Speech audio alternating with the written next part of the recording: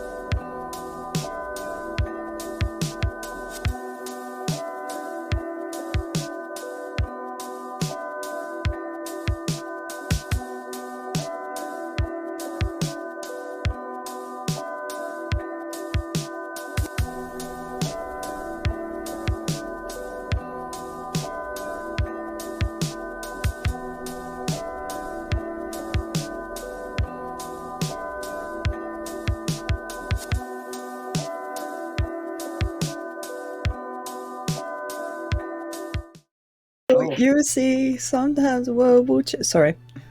I'm so upset. Alright. New intro. Hello, welcome to session 23 of Weir, Adynn. Dear God. Oh my God. I already know it's gonna be a chaotic fucking session because everyone's manic, so this is gonna be great. I don't know which one about. As per our usual routine, we usually get someone to do a recap, and that someone is usually Reese. So, Reese, hey, do you want to do a recap for us, buddy? I gotta go. I'm sorry. I gotta go. He didn't leave yet. Yeah, he's got to go fix his fence in her. Last time on what the hecky just happened. We met Brandy. We got yoted into the sky, and then met Brandy. Turns out both Zedos and Brandy have warp. So you don't know that. We don't know that. So you're assuming that, but you don't know it. We don't know that. Okay, fine. Zelios definitely has the warp. And we're gonna speak to Brandy to see if they have the warp as well. And everyone is basically staying like 2 million meters away from Zelios. What else is it? Oh, I can't remember the character's name. There's another person. Very grumpy. Ace Attorney. Ace. Ace. Objection.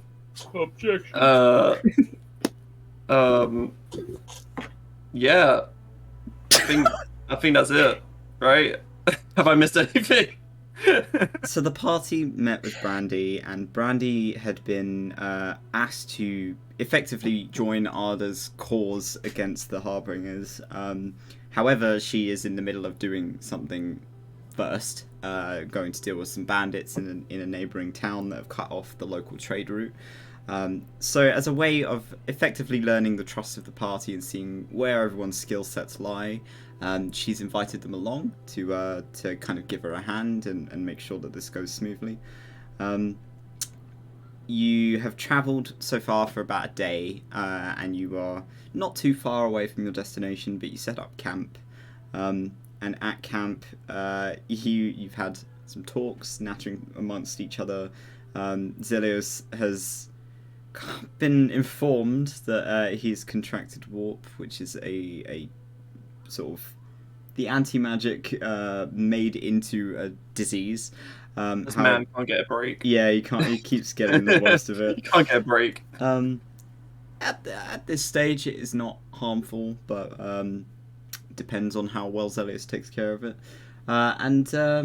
Yeah, the party are now suspecting that Brandy may have followed a similar fate because of a similar kind of vibe that she gave off in Tracera's divine sense.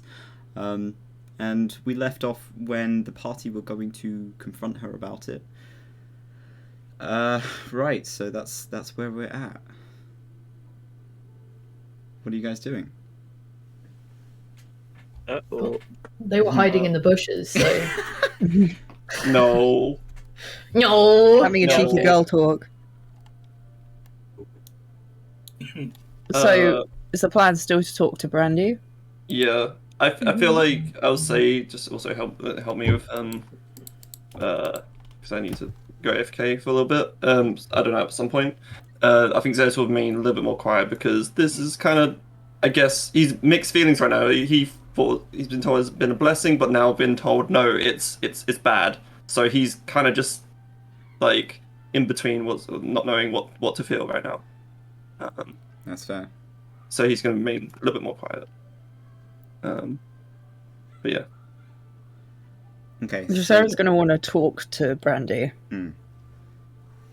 I'll go with you. Yeah! Yeah. Let's go, short squad! Dear God.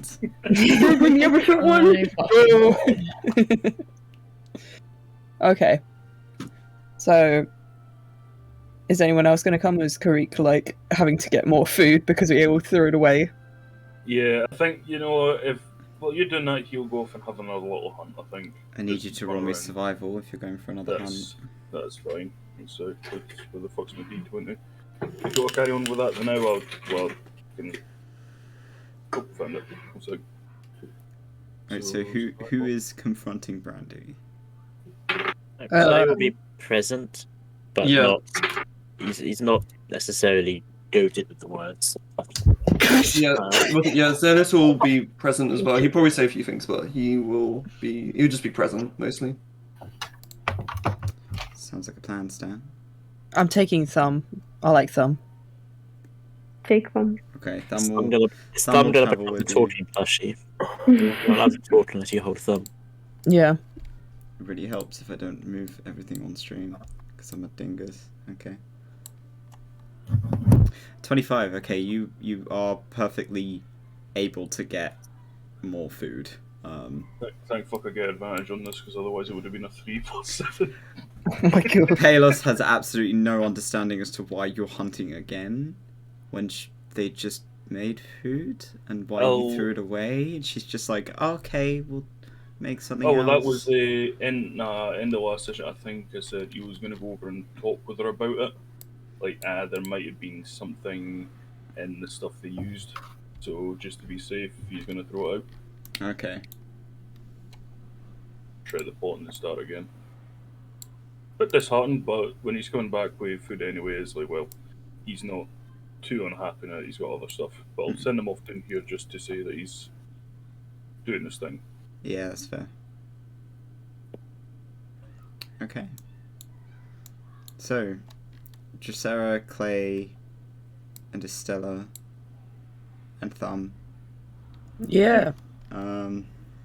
Thumb's just holding on to Dracera's hand. Yes. So, he's just kind of holding on and looking up at you like, what are we doing?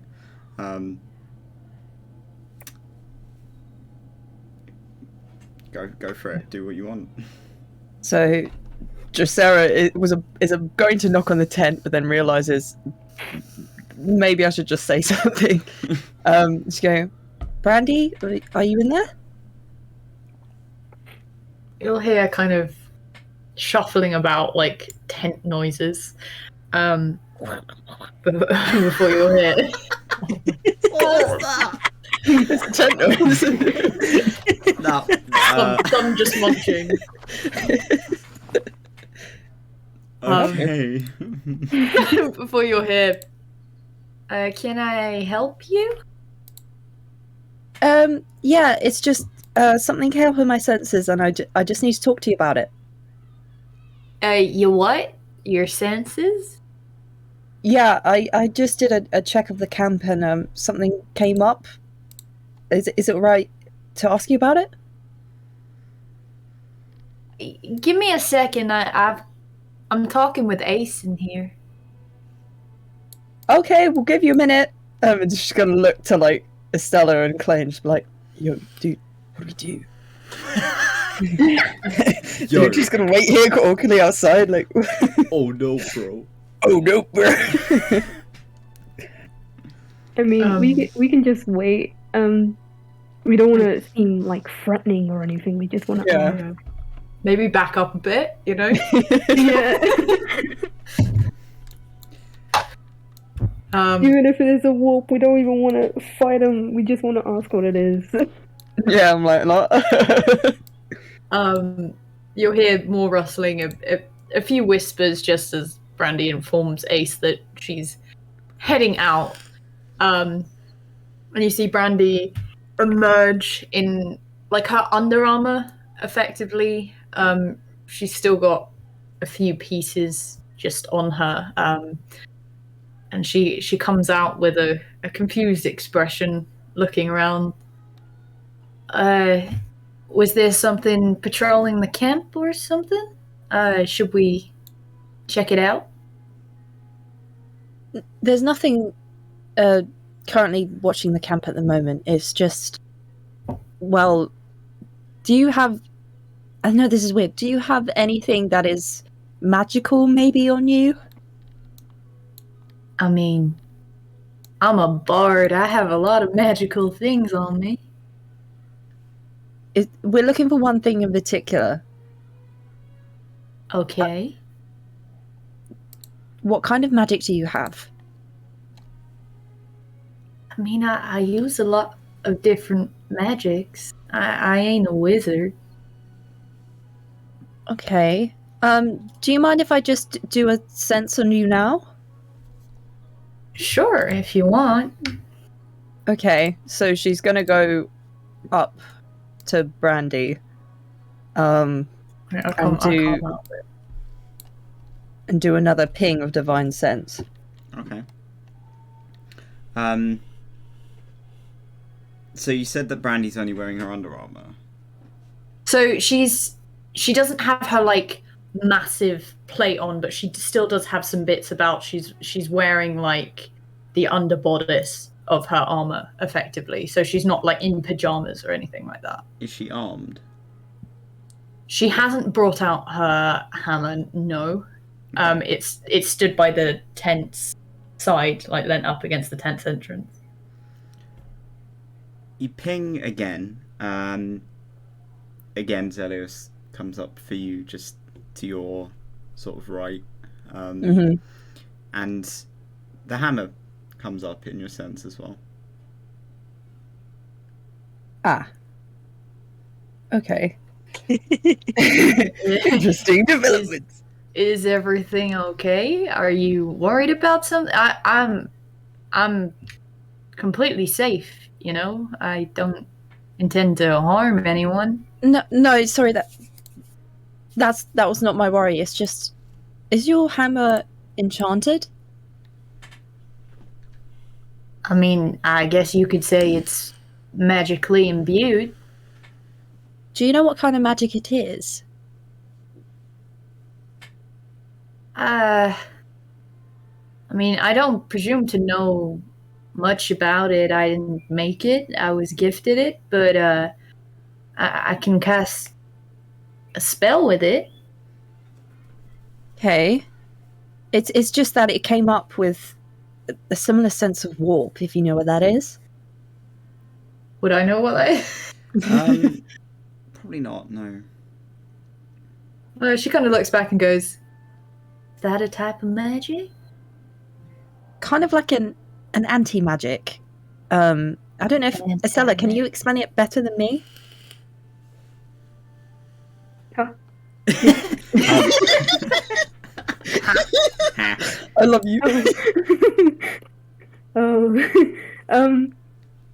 Well, warp is kind of I would say a bit of a dangerous magic, which is why we were a bit worried. But it's not bad. I mean, it is, but it's Okay. It's basically just something that could affect someone, and we just wanted to make sure you were okay. So, I don't mean to be rude to y'all, but you've been extremely vague with the kind of stuff you're worrying about. I mean, we don't know an awful lot. But warp, it's like an anti-magic that slowly over time, it takes over your body and makes you kind of a zombie, if that makes sense. Zombie? Yeah. And I just wanted to make sure that you were okay and that you don't have it. And if I did have it, what would you do with me? I mean, I don't know, really. I mean, it would be just good to know. There's no real cure that we know of, but... Yeah, we wouldn't really do anything. We just wanted to know, because if it's really bad, you could turn on people, but if it's not, then you're Right. okay. I'd on the subject of knowing things, why don't we just be open and honest? I don't have anything to hide, but I have a feeling more than some of you do. Well, if we want to play on an even playing field, then okay. And then she's going to remove alter self on herself. Okay. So the visage of the little deep gnome stood in front of you gets a little bit taller. Not massively so, maybe like about a foot. And goes from sort of the dark bluey purples and grey hair to very vibrant orange. It's quite an alien look. It's not something that you've ever seen before.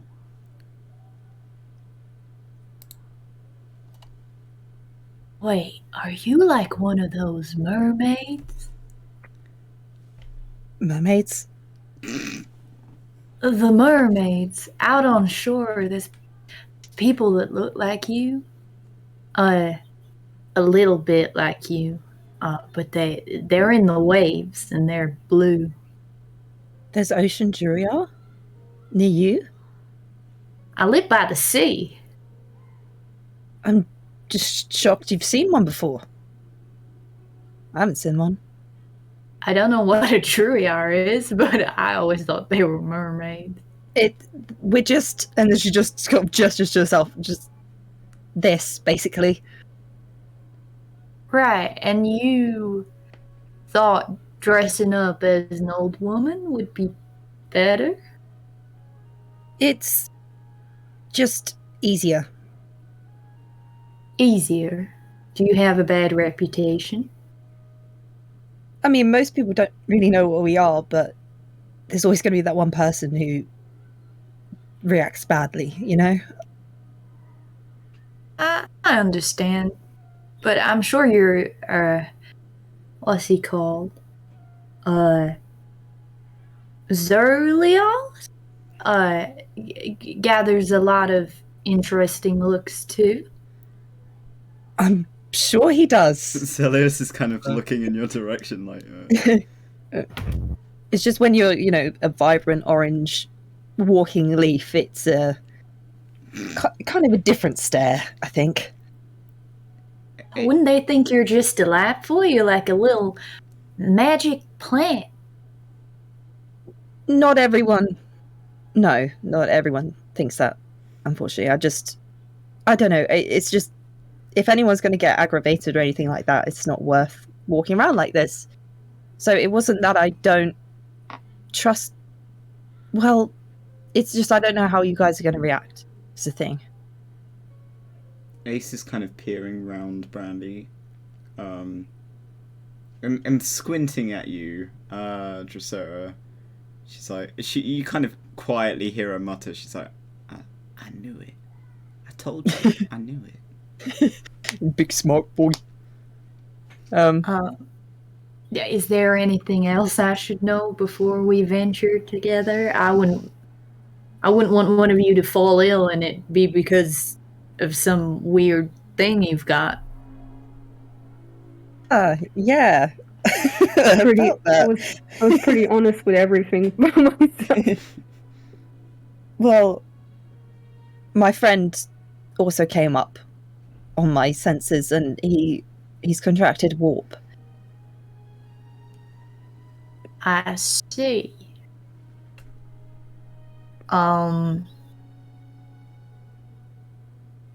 Okay. What I don't know the medical procedures around this. Are you meant to quarantine him? He's okay for now. For now? For now. It takes a long while to take over, but I think if we can get back to Arda after this mission, he should be okay. still don't see understand the issue with this. My whole life I've been taught it's a blessing. A blessing? From who? From my god. Who's your god? Is it Tilo? Is Atreus and or Tilo. Atreus. That's it, yeah. Okay. Atreus. My god. Atreus. Do I know anything to do with Atreus? Roll me a religion check. Their religions. A 12. Given your own faith, you would have been warned against Atreus and Tilo, the two sequestered gods from Adynn. Sick. So they're not considered to be good by any means. But it doesn't also surprise you that much that such a strange looking elf would would follow someone like that. Great. I see. And the rest of you? You follow Atreus and Tilo? No. Oh, no, God, Tis no. business. Everyone's like, no, God,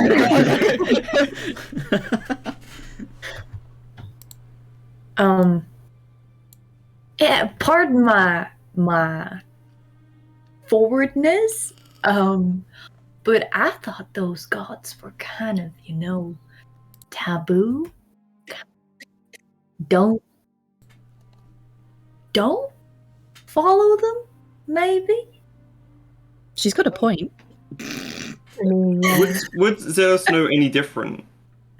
You've been made aware now ever since kind of being away from your clan that they are not viewed well.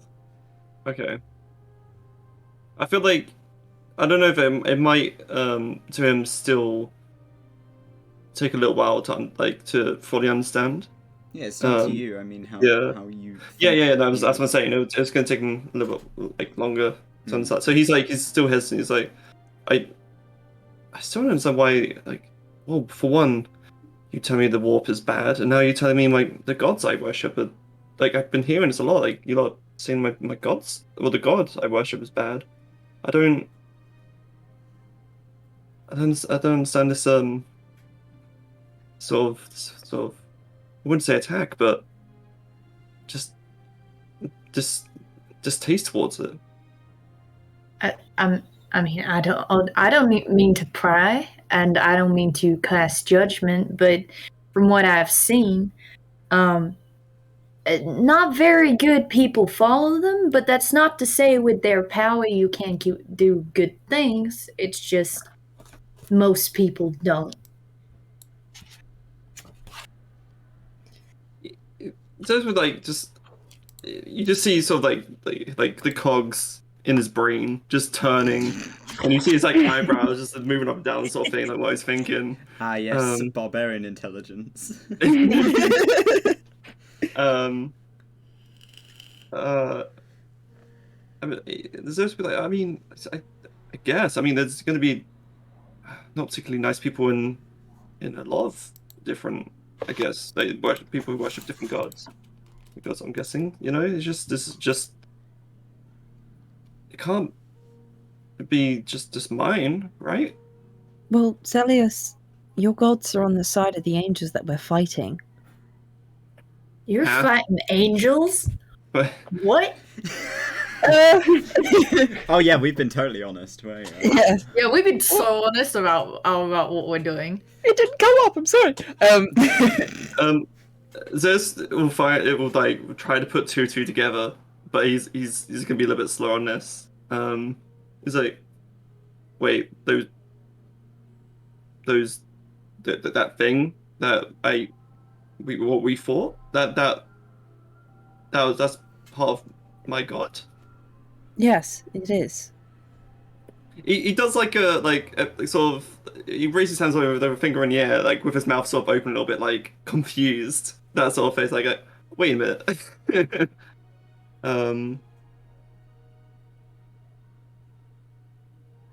But I'm sure they wouldn't.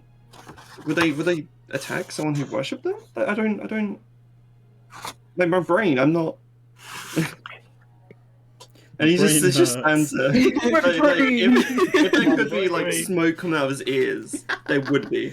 He's working Because hard. everyone's basically telling him his life is a lie, and it's like. This is like the third time Zelius has had this realization in which he is being told that everything he's ever fucking known is a disaster. Yeah. Read a book. Read a book or something. I don't know. I read books. Get a haircut. Get a job, you damn Mutant. Yep, you're mutant. What are you doing in my house? So I think so. At this point, is like, you know what? I'm tired and I'm done, dumb and done. That's it. And he's like, well, I mean, if we're all being open about stuff, I wasn't allowed to. Well, I've been suggested not to be open about this, but I'm a frog. You're a what? A frog? Frog? A vampire. I'm a vampire, but not the. I'm like a turned vampire, not the born one. And he shows his like, he said, "Don't be alarmed," and then he just shows his teeth, sort of thing, just to help concrete it. 4 very sharp teeth just extend from his mouth as he opens them. Or is it like... I thought it was the top 2, isn't it? Or... It's top and bottom. Ah, okay, right. These teeth were made for chomping. Brandy kind of just shifts very slightly back into her tent. He retracts them quite quick. Said, "No, don't be alarmed. Don't be alarmed. You've just told me you're a vampire." Yeah, and he hasn't killed any of us lot yet, so even if he is one, he's either playing some kind of long fucking game or he's perhaps a decent one. Or maybe Okay, he's shit at his job. I'm going to be real honest with you. You've told me you're fighting angels. You're not an old woman. You're a land mermaid, and now there's a vampire in your group. There's so many things that you haven't told me. I understand, but we gotta make sure. You gotta understand that we gotta make sure you're not, like our enemy as well. So it's. I know it goes both ways, but this is. I mean, you're the one that came to scout me. I didn't come into your property. Indeed, but we still had to make sure. Touché. Is there anything else I should know? Is this little fellow, and she points to Thumb, is he some sort of flying bomb or something? What? No. They're just a chaotic mess. Don't worry about it. He's just nodding like, yes, I'm definitely that. It just ignored him. Shut up. Thumb, fucking shut up. Thumb's a golem. A golem? He waves. Okay. He's a little magical creature who basically takes orders, helps. He's a nice little guy. Gives berries. Like a servant? I wouldn't call him a servant. He's more of a group friend. He's a little baby. A child. I still know why you lot brought this golem with us. Because he's great, Celius. He was a gift.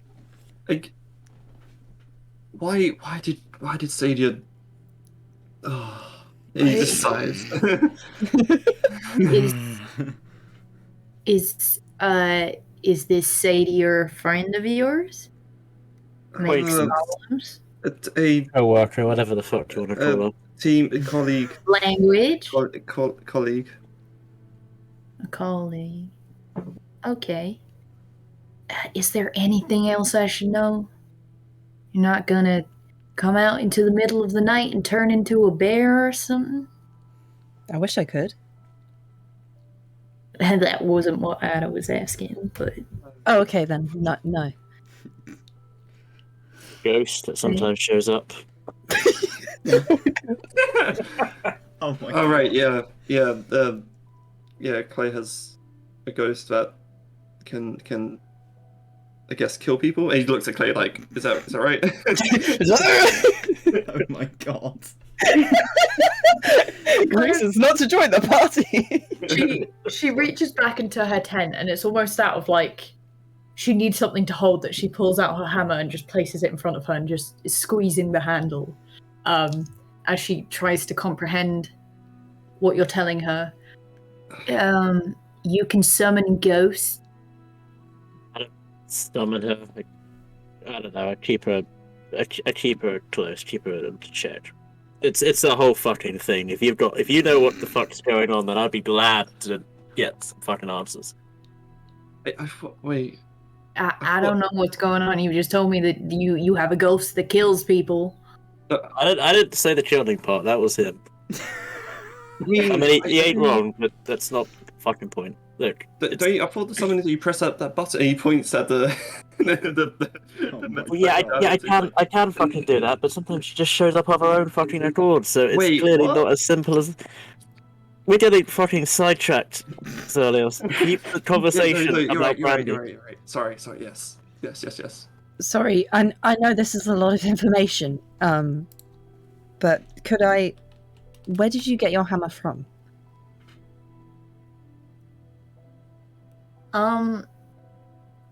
Well, I'm pretty open with things. I can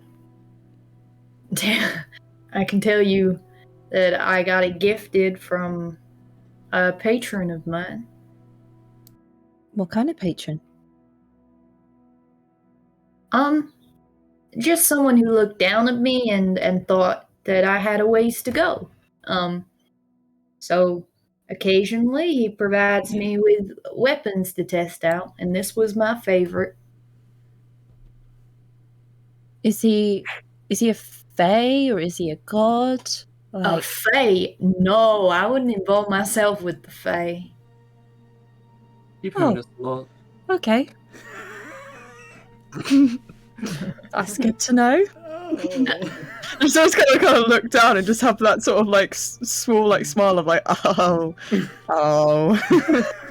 Great. Oh yes, another secret we will conceal. No, if like she's like, oh, I that's great. I'm so glad to know that you fucking hate the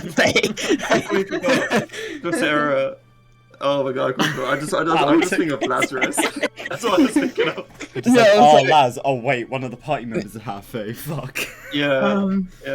I just remember this Sarah's like warning everyone. She'll kind of shift slightly to lean on her hammer. No, I don't involve myself with interdimensional beings. It's not a pastime of mine, I would say. Just someone who saw potential in me and invested it.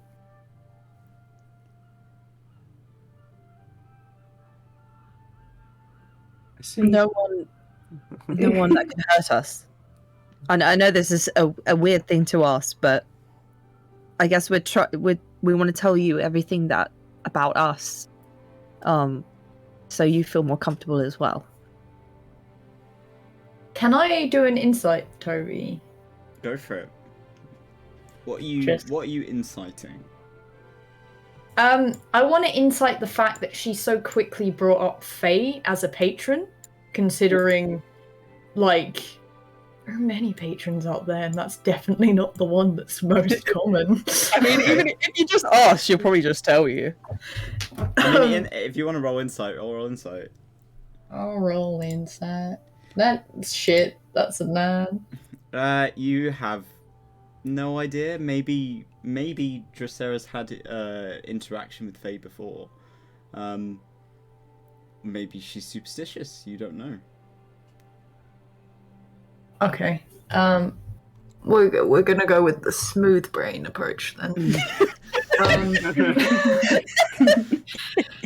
Ace is stood behind you, just kind of just watching, observing, listening to everyone talk. So, do one of you have a Fey patron or something? You seem to have brought it up quite quickly. I do, yes. Oh. What do you get a weapon from it? Well, I'm half Fey. Ace takes a step back. Wait. Brandy also takes a step back. Dennis will turn and be like, wait, you're half Fey? Oh, for Yes. fuck's sake. Oh my Don't god. give them a look. You see, this is Smooth exactly the brains, reason Ellis. why I don't tell everyone this. Yeah, but if I looked at you, I wouldn't presume you were Fey. I mean, all jury are half Fey. How does that work? Um, Oh. it comes from a curse. Your curse? Did you used to not be a druid? It's not me that's cursed. Okay. If you, I guess, basically, if you happen to forgive the words piss off a Fae, you get cursed, and from that point on, all you can do is, you can't have human children or elven children. The children that you have will be born as Druia. So your parents got cursed. Yes. I'm sorry. Not that you should be sorry for being born so vibrant. It's just I'm sorry that it's something that you didn't have a hand in. I mean, it's their fault anyway, and it was a long time ago. Is this why you warned us about that shopkeeper? Shopkeeper? We have come across a Fae in our travels, and you have to be careful around Fae. As much as I know a few of them, they're not ones to anger. Yeah, I know that. Oh, yeah. Zelia's having like Dennis will scratch back his Having head. PTSD flashbacks. Oh no. Yeah, Dennis will like, scratch oh. back his head, and he's like, yeah. Anyways, You pick fights with the guy almost every time you see him. Who knows if you're cursed or not, man? Not that he'd be able to have kids anyway, he's undead. Yeah. Oh well.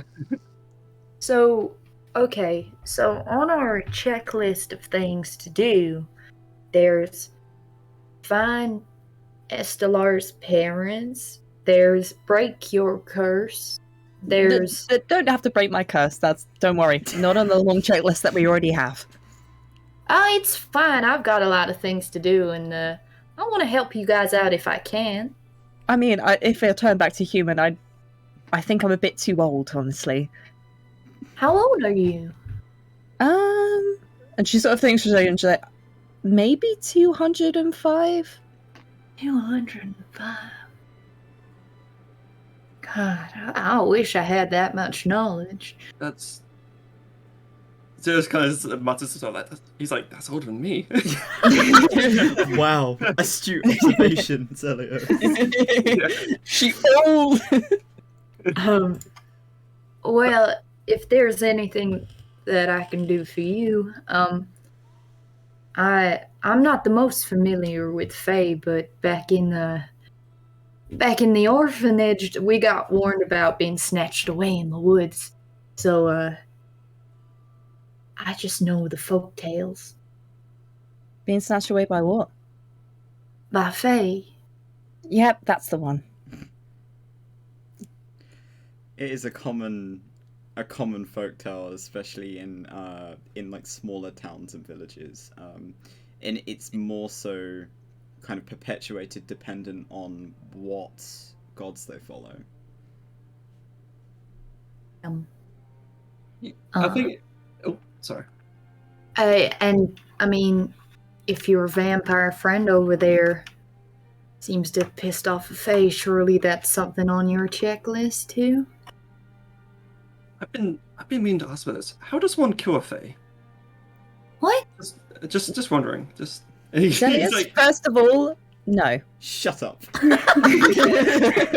Zelius, no, just asking, just in case. Worst comes to worst. I'd rather. Worst comes to worst. I think we can handle ourselves, and if we want to, we really shouldn't be killing things. What if they are a danger to us and they start something? If you're talking about Laz, no. What? Why would you want to kill Laz? It's just stop him. It's like maybe it's a topic for another time. he's like, yeah, let's just put a pin on this one. I'm gonna just so Rain check. yes. Okay, so right. Is that everything I need to know about you guys? No prior history, nothing I have to worry about coming after us, nothing that you may have done that you're hiding from, like anything that could get in the way of our mission.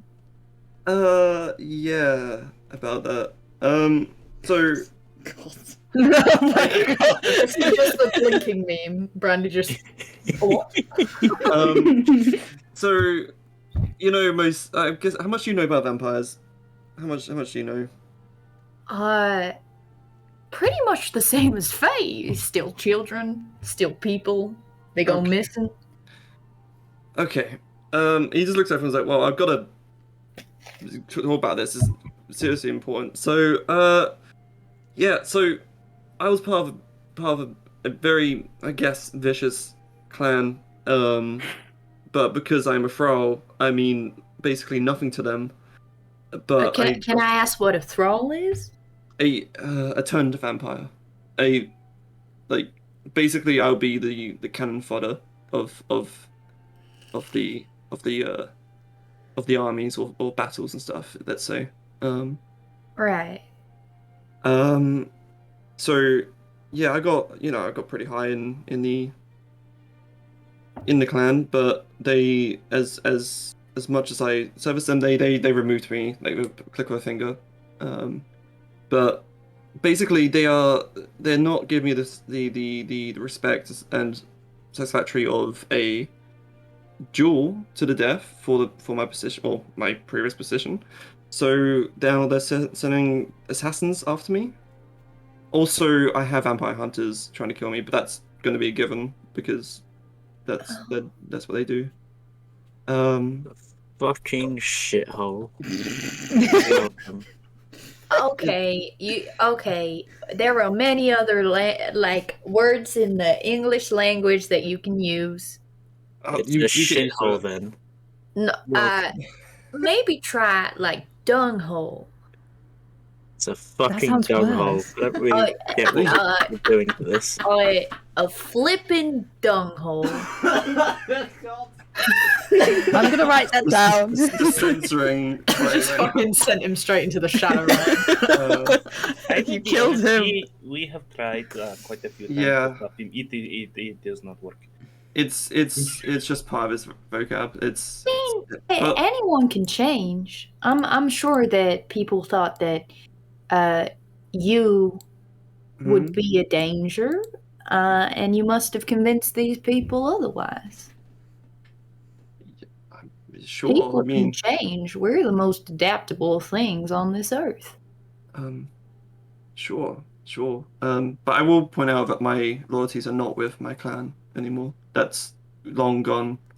But where is your clan located? Are we close to them? Do we have to worry about that?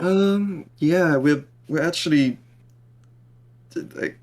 one. Is it a country over, right? You are right on the border. Yeah, we're really close to. We're really actually, yeah. It's almost We're quite close. uncomfortably close to that. Yeah. Like me being here is kind of, I guess, I would say risky, but I feel like I'm more than capable of me myself, and I feel like everyone else is more capable to at least dispatch of these assassins if they ever try and attack me or attack us again. Let's say. You've been Um, attacked once before. We've got ambushed a couple times. It's fine. A couple of times. I mean, Is this a common occurrence? one. No, Counts on actually, it was just one fingers. time. Just the one time. Just the one time. Just the one time. Anyways, it'll be fine. We will dispatch them if needed. Okay. Ace, I'm gonna need you to just put out a feeler on if anything's gonna come in and out of our town whilst I'm away helping these lot. I was planning on staying behind anyway. Yeah, and make sure that none of the other lot get taken off by anyone. I don't want to be, a real Debbie Downer, but you think it's bandits in the town over, or is it, any kind of... She kind of nudges her head in Zelios' direction. Vampires? Well, I don't know. We've never had anything like that in Patslav. To be fair, we don't have much problems around here. We usually have to travel. It's kind of odd that it's so close. It could be a possibility. I'm sure. Whatever it is, we'll face it head on. I think it might be smart to pair off and keep watch tonight, just in case. I'll take first watch. I'll watch with you. I ain't gonna sleep anytime soon. I kind of have to sleep. I must admit I was kind of kept up by your musings.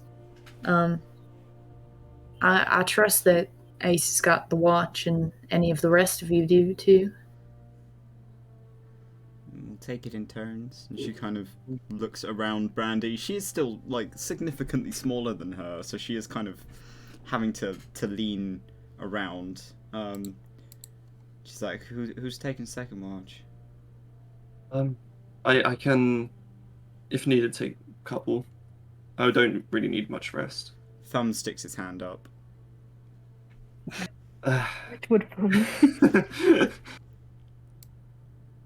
I don't mean to be rude, but I don't think, your little... What'd you call him? Golem? A golem. A golem, yeah. I don't know if he's capable of taking a watch. It's right. I can. He looks around. I can take a couple. Like I said, I don't need much rest. Thumb I'll kind of take one. looks Okay. at Stella. And he signs to Estella. He's like, I have eyes. Yeah, that is true. King. Well done. He does have eyes. He can use them. So is it Zelios and Clay? Are you two staying up together? Sure. Yeah. Then does Karika or Palos will offer if you guys want her to stay up. Then again, Kariko. she has so much hair over her eyes, she might not be able to see much, but... I'm surprised none of your weapons got stolen while she was on watch. I will stay for third watch. I do not mind. I suggested to watch as well. Okay, so it's Ace and Dracera, then Clay and Zelios, then Stella and Thumb and Creek. Yeah. Because Thumb is adamant to be on some kind of watch, even if he's with another two people.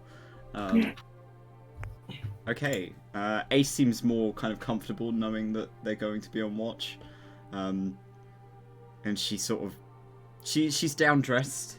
She's not as kind of heavily armoured as she was before. Not that she was particularly heavily armoured anyway. Pulls on a cloak, kind of steps out of the tent. She looks up. and kind of looks back to Brandy, and she says, "Don't worry about staying up. You get some rest. You've been working hard recently." Thanks, I'm just a little bit tired. And she kind of smiles and nods as she kind of waves to the rest of the party and goes, I'll see you all in the morning. Thanks for being honest, by the way. I didn't mean to pressure any of you. Wait. Not at all. We've got to keep this as transparent as possible.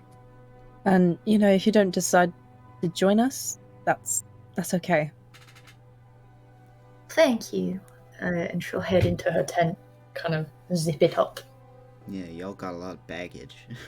And he just kind of Tell me about it. starts kind of heading over to the water side. Yeah, I know we do. We got a lot of baggage. Drosera is going to put an alarm down. Okay. The question is, so we can either split up on watch. So she cover maybe this. You can have an alarm set along the rim where the water is, because it's less likely that something is going to come from that side, and have both of you watching on the side where the tree line is. Yeah, we'll do that. So I believe it's a 20-foot cube. Yeah. Okay, so if you want, I will draw in a cube. Let's make it orange so we know it's yours. So that, how long does that last? Is that 8 hours? That's 8 hours. Okay, so if we put that So it'll there, cover anyone else. that kind of covers that section. Okay. Would Creek be able to put down an alarm or two as well? Yeah, if you want to, go for it. I'd say Creek will put one light over here towards the side of the road. A text layer that I didn't want. Text 0, yeah. Nice. Yeah. Bye. Drawings. I don't know what I'm doing. So, we'll make doesn't it make yours sense green. like, to put the alarm in the place where we can't fucking see? Or do you guys like see through leaves as well as the dark? Oh well, I was gonna say Creek would put one down the line as well, but I mean, You could put one across the river so that anything coming from that side will alert you. I was thinking, because I've got enough spell slots now to do this, so I was thinking of putting 2 down, maybe 3, but I was thinking 2. So I'll draw one out if it will let me, and we'll move it around to where you want it to be. So there's your one. Like here. Yeah, pretty much about there. Okay. And maybe a third one down this way. Okay. But inside the kind of tree. Watch this road then. Is that good? Yeah, that's good. Okay. So we'll zoom out here. So the boxes will be where you've got an alarm set up. And you will get woken up if anything steps into them, whether it be friend or foe. So be aware. Get out of the box.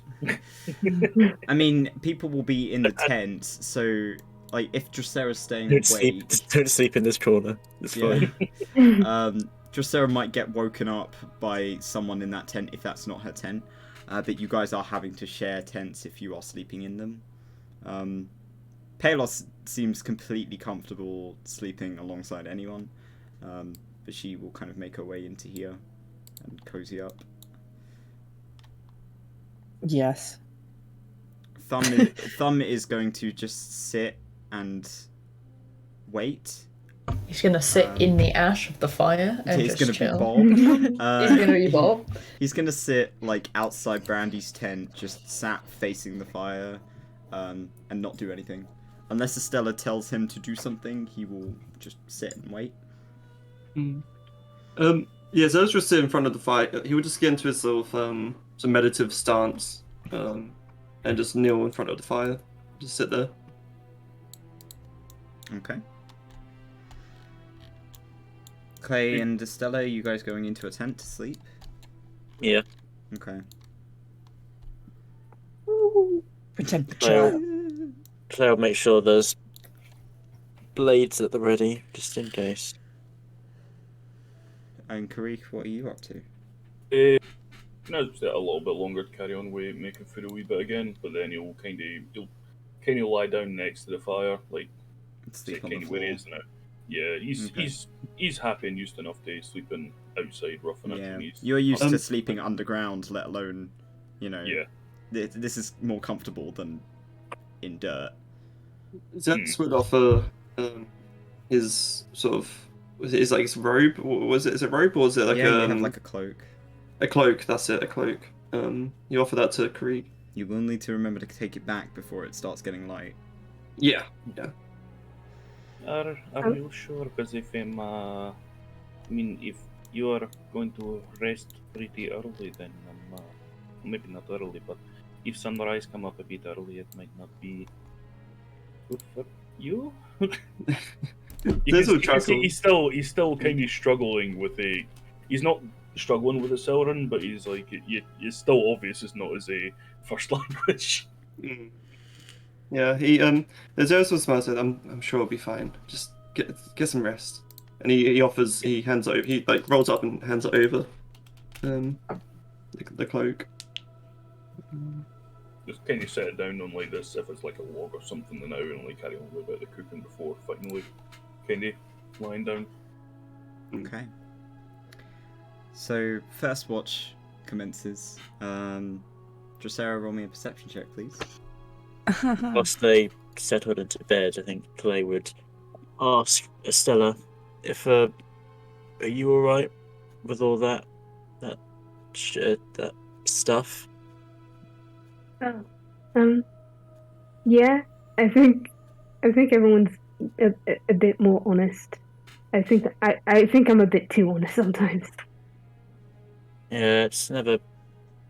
Guarding your tongue can be a good fucking idea. I mean, a good fucking idea sometimes. Tries not to swears anyway. I was more wondering about the whole like Zerlios shit, like him having a warp or whatever. Is his warp? Is that what you asked? Yeah, he's asking you about like how you're feeling about the warp. Oh, how I'm feeling. Oh, I'm slightly afraid. I know it's not bad at this stage. Like he basically just got it. It wasn't that long. I think it was just a month, and he didn't do much. But I'm just worried for how he goes on because I know he's been practicing magic and it's very strong magic. And I know he enrages, and you don't really know when if he can calm down. Yeah, it's not the best. Yeah, it's a pretty shit situation. But I hope he ends up okay and takes a bit of advice to use less magic. He's a stubborn fucker. I mean, just a stubborn, like. I'm sure it'll work out. Yeah, I think so. He yeah. I was gonna say something rude, but it's fine. I think then Clay would ask if hopefully it wouldn't bother Estella if he did some reading, and more to the point, did you want to listen in? He'll pull out a little storybook from his pouch. Yeah, sure. I'd like to listen. I got a reading from Karik. Now I got another one. Leave it up. 2 in one day. That's not a bad shout. And he'll quietly he'll read some of the story out loud to both Estella and Wynne. Okay, so you're having a little story time in the tent. Just for a little bit, and then they'll go to bed. Okay. So as about an hour or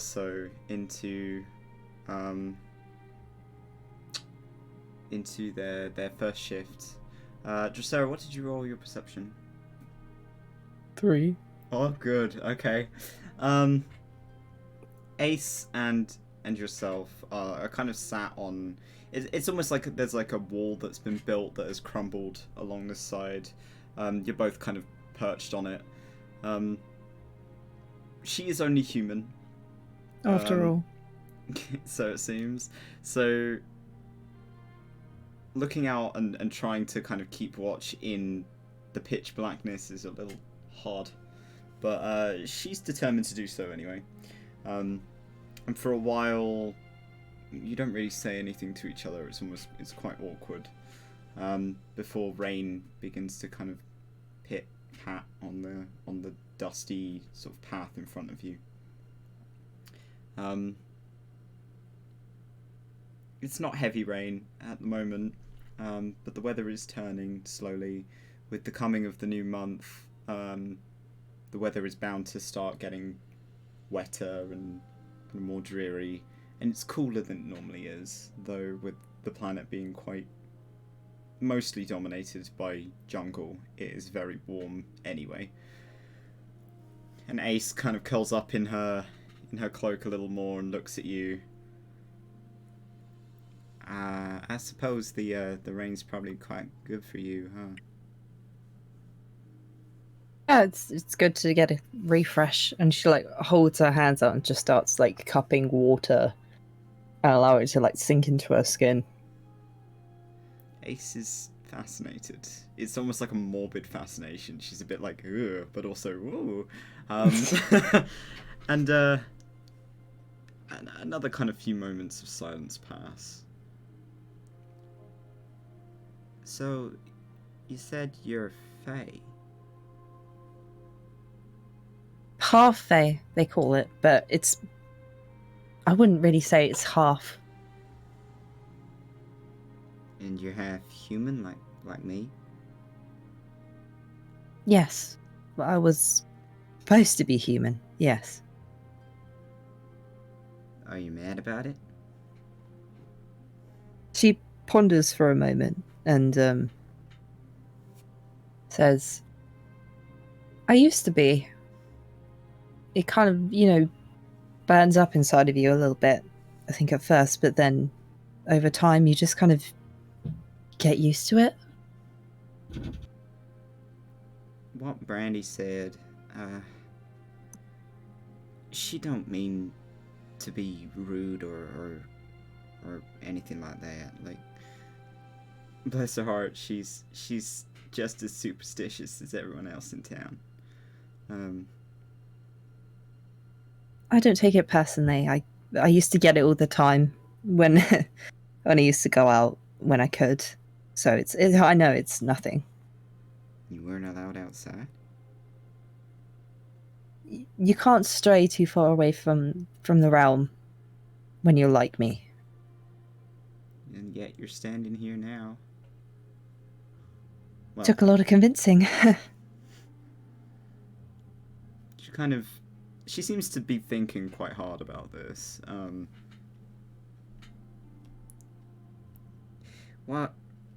What she said about, mermaids. There's like people that kind of look like you out in the ocean. Are they the same as you? Similar. Yes, I've never had the chance to meet one, but I've heard about them before. They're the same, but they live underwater, and I just didn't know any were left, really. We see them quite a lot. We're told that we're not allowed to, go and interact with them,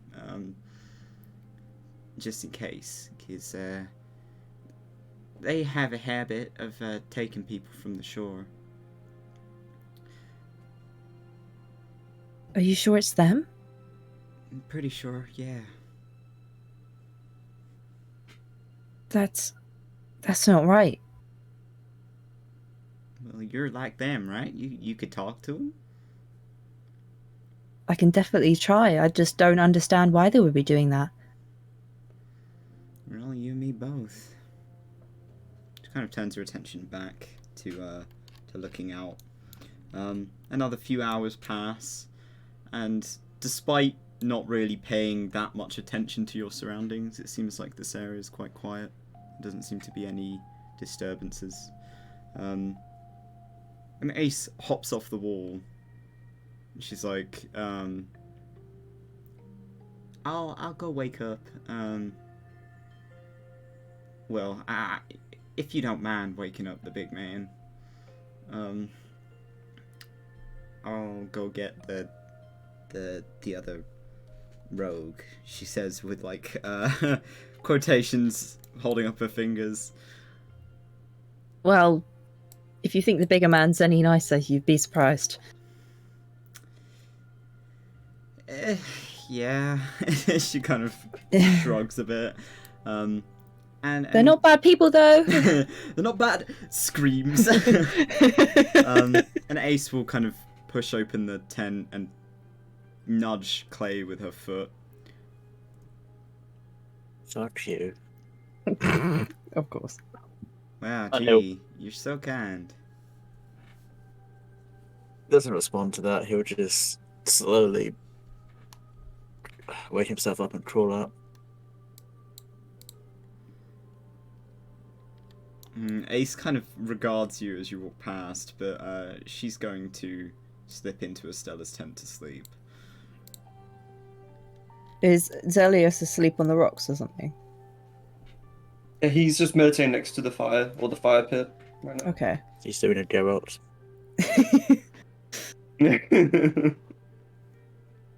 Zelius.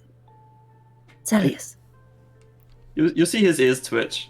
He's sort of like waking up. He's like, yes, Drosera, is it my turn for the watch? Okay. And he kind of just like sort of scratches his head a little bit, gets up and stretches. All right. And he gives a nod to Clay. Keep it together because the fucking memes are chat. Oh my god. I hate all of you. I'll turn around any second now. I can't watch that yet because I'm recording, so it will play through the I'm gonna Honestly, mute myself and watch this is it. why making text memes, God Josh, actually accommodate to your audience. Oh god, I'm in pain. Okay, right. Yeah, Zelius and Clay, it's your turn to take watch. Wait, just like You're real close there, buddy. yeah, I mean, that's I what was you- here first, I'll have no Oh man, log to sit on. Like, isn't Find your own log. Clay, are you not coming for the watch? Yeah. Clay makes his way down, and he's got his. I presume there's not a fire going, so he's got his. The Little, rain has kind of put it out by now. Yeah, so he's got his little goggles on, Oh, fuck's that he sake. so that he can see in the dark. That's what goggles of night vision are for. Alright, so you both need to roll me perception, Zelos at advantage, please. Okie dokie. That's just a Wait, why does flat he get roll. advantage? Because he gets advantage in the dark. Yeah. Fire. Wait, It's hearing. He has a hearing thing as well. Because vampires. It's a vampire thing. It's a vampire fucking thing. vampires, what the fuck? They will, what Fuck it is. vampires. But Zeus gets disadvantage in daylight though when he tries to look Yeah. at or tries to see stuff. I swear to God. Is Clay at disadvantage or just a normal roll? Just normal roll. I got a 19. Nice. I got a dirty 20. Okay. So you both kind of sit in the same sort of spot where the other two had perched themselves. You're welcome to talk, but the hours are kind of ticking on slowly. The rain's slowly getting a bit heavier. I think it was Zeus would two things before he uses vampiric sense. He would like he'll when he was waiting for like Clay to come over, he offered like one of his hands out as like a welcoming sort of thing. It's just I never had the chance to talk to you, and I hope you're doing alright, my friend. Yeah, doing good enough. It's a shit show, life, but whatever. Seems like you've got the worst end of the stick. It's he tries to play something like it'll be. I mean, I hope it'll be fine. At least I'll. He smiles because he has like a sort of a warrior sort of brain. So at least I can hopefully take down, as you put it, some of those fuckers with me. And he smiles. He's trying to make it like a joke, but he's dumbass and he struggles. I mean, you're pretty fucking hard to kill. You're that going for you. I'll be honest when I say that the whole vampire thing kind of fucked with me for a while, but you don't seem that bad. He smiles and he's like, I don't mean to open up any old wounds, but I'm sorry for pushing you a lot earlier in that tower. I needed you to get your sort of head on straight and everything else, and keep going and not be stuck. Oh, whatever. That was then. That was then. It's behind us. He smiles like he seems like less tense. Like you can see like he doesn't like. I guess his guilt. It doesn't feel as bad. Like it's not there anymore. Just very well. And he kind of just like sort of pats sort of like the wall or something next to him, or the stone next to him. He said, "Come sit." Why not? He'll slump down. He's already soaked through. What's the fucking point? It's like a shower. It's fine. Yeah.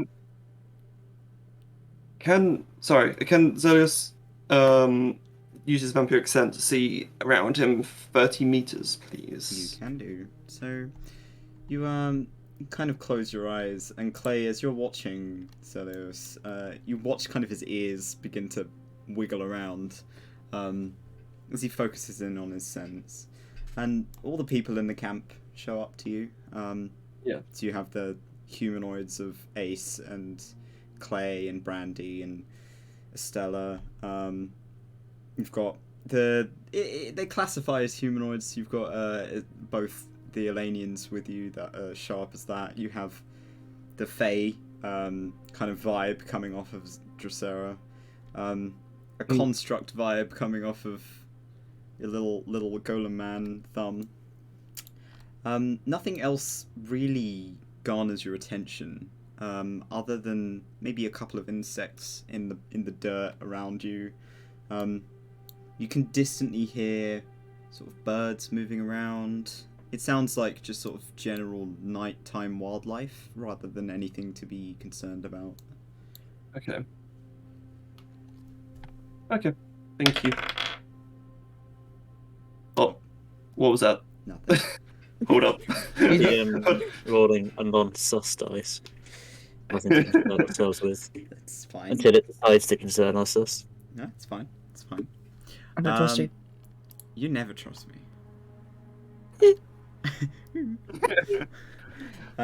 Yeah, it's quite peaceful at this stage and where you are because of how little was happening around you.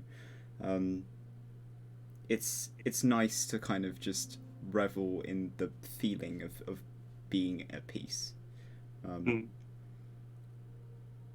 almost as if like you can focus just a little bit harder. You can feel the movements of the jungle around you, and it feels like home now. It's better than the kind of bustle of Ardor and the constant stress of being in the sovereign ship.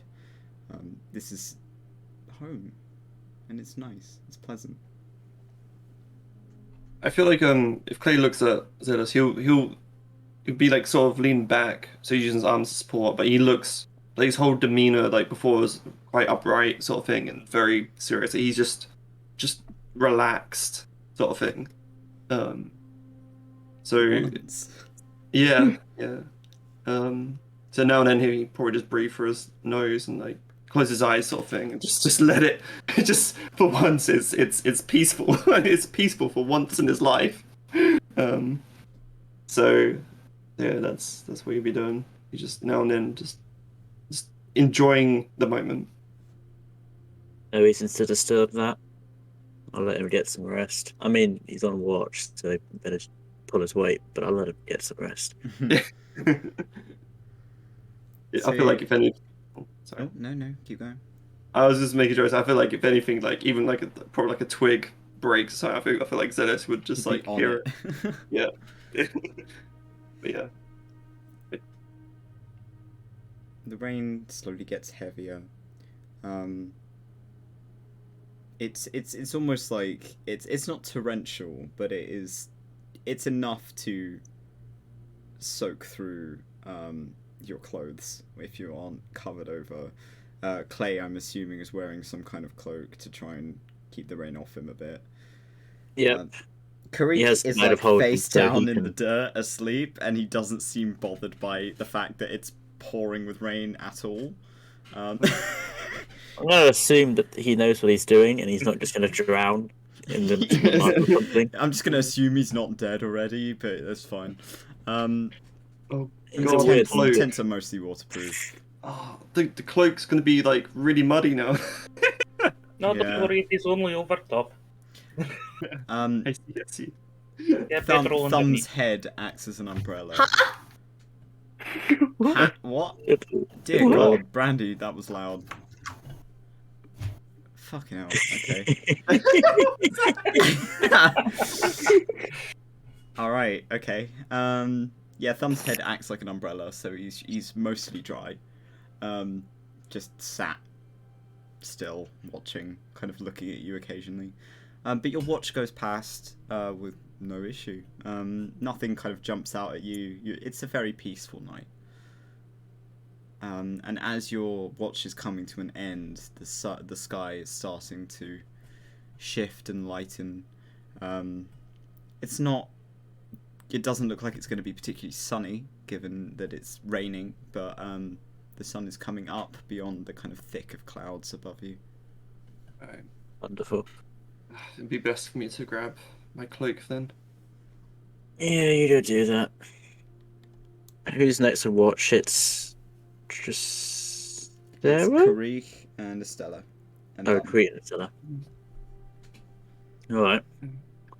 Player make his way back to the tent, and in the process of getting himself in, will wake Estella up.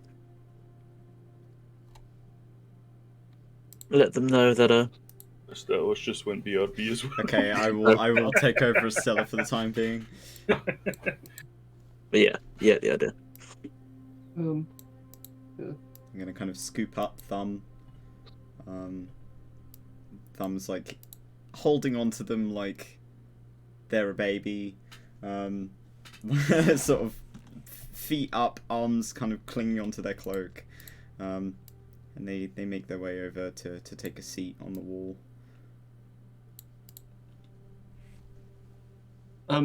yeah, I think Zeus would just like gently wake up Krieg and then ask for the cloak back. Flick the mud off it. Before He shakes it. He shakes a little bit on the ground. It's like waking up. It's like kind of you can see him like looking around now, only just realizing it's raining. Oh, that makes sense now why there are tent up. That's He why gets you up. guys sleep in tents. I see. But then- When he gets up, you see he's had his bedroll underneath him. In the bedroll, I'd like to imagine his bedrolls is he's been used to sleeping out, roughing it for like however many years at this point. So it's like I imagine it's like the outside is maybe not completely waterproof, but like kind of worn to the stage where it's like partly like a bit like worn leather. How that gets a bit of a waterproof element to it. Mm. So his cloak hasn't exactly been on the mud. It's been more on the bedroll over anything else. Right. Okay, yeah. They kind of give it back like, oh, sorry, if I had known the rain was going to pick up, I would have let you put it in one of the tents. I'm sorry. It's quite right, little one. It's fine. And he means he just doesn't. He's not like sort of phased by it, sort of thing. He's just, and he says that out of like sort of like a caring way as well. And he takes his cloak and put it on very quickly before he gets gets set on fire. Yeah. All right. He'll just recite where he was before and just same position, is just meditating, but now with his fully covered. Cloaked on, yeah. So, Karik and Estella, I'd like you to roll perception checks for me, please. Roll one for Thumb as well. Dang. Okay. It's 13 plus 5. Okay. So 18 total. 18, yeah. Yeah, perception. Mm-hmm. Perception. So 4. A 4, nice. Yeah. So you're still Wonderful. groggy from waking up. It's not that you didn't sleep well, but you're not sleeping great now, knowing that what happened with Zelios, and it's a bit of a rough night. But Thumb kind of cuddles up next to you, and he's gonna do the looking for the two of you. And then obviously you've got Karif with however many eyes, being Looking able to keep everywhere. every angle, so he's good. So well, they're kind of sitting there, kind of look over, kind of noticing they're seeing they're a bit groggy, but at the same time, maybe seeing a bit of a downtrodden element as well. Are you feeling okay? Something wrong? Just a bit worried, and they're gonna like rub Thumb's little head. Thumb is excitedly kind of just leaning his head against you now. Is about what come up beforehand? I take. We find with our friend. Yeah, it's just worried about Zelios. I know he's okay, but I'm just worried about what will happen in the future. I understand. Are But you? Oh, No, carry on. are you okay? I'm confused about kind of a lot of things that have happened. I mean, I wasn't exactly naturally inclined to the sociability with everyone. And I get feeling a lot of things that happen is not actually normal. Not really. I am. It was apparent beforehand, but it is I I don't really know much about what lot of other people consider normal to start with, if you know what I mean. I feel slightly the same. It actually drags back a bit far. Seeing that how people are getting attacked so easily, and that wouldn't really happen from where I was from, and seeing people easily die, even from like the enemies that we're fighting. I can't really help but think about like where they came from and how easy it was for them just to be gone. I understand. I think I have a bit of different upbringing in that sense that death was kind of a normal thing, if that makes sense. Especially with how I've kind of lived with hunting most of time. It is like a rule of nature. I think it's pretty clear that I'm not good with death. Oh no! I completely understand. But remember story we go over in Arta. Yeah, Remember that not everything is as scary as seems. people with knives are quite scary. It is true, but it is not always as bad as seems. No, I trust everyone here. he kind of gives him a little pat on the back and a little hug. Like, everything will be okay. It is not as... I do not believe it is as bad as what everything that come across, information-wise. I hope so. At least, like, people keep trying to attack Zelios, especially. Just don't want anything bad to happen to him. I do not think we need to worry too much about Celius. He is, how my, I think, father used to say, big enough and ugly enough to deal with problems of world himself.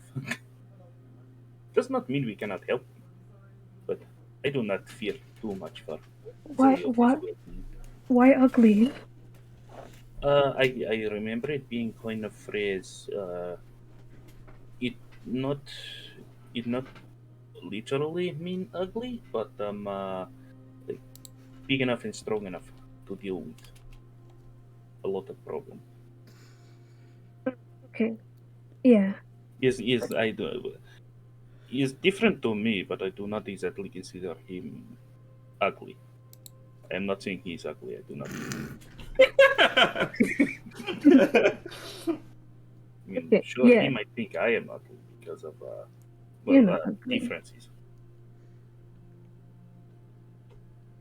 The hours kind of begin to tick on as you guys talk. Zelius, you're vaguely aware that they're talking about you. You hear your name once or twice, but you're not, because you're in your kind of half trance state. You don't hear your really, name. you don't You really hear your pick up on name. what they're saying. Trust me, you are not ugly. I swear you're not ugly. I swear it. You kind of sees Zelius's ear flick once or twice as you mentioned his name.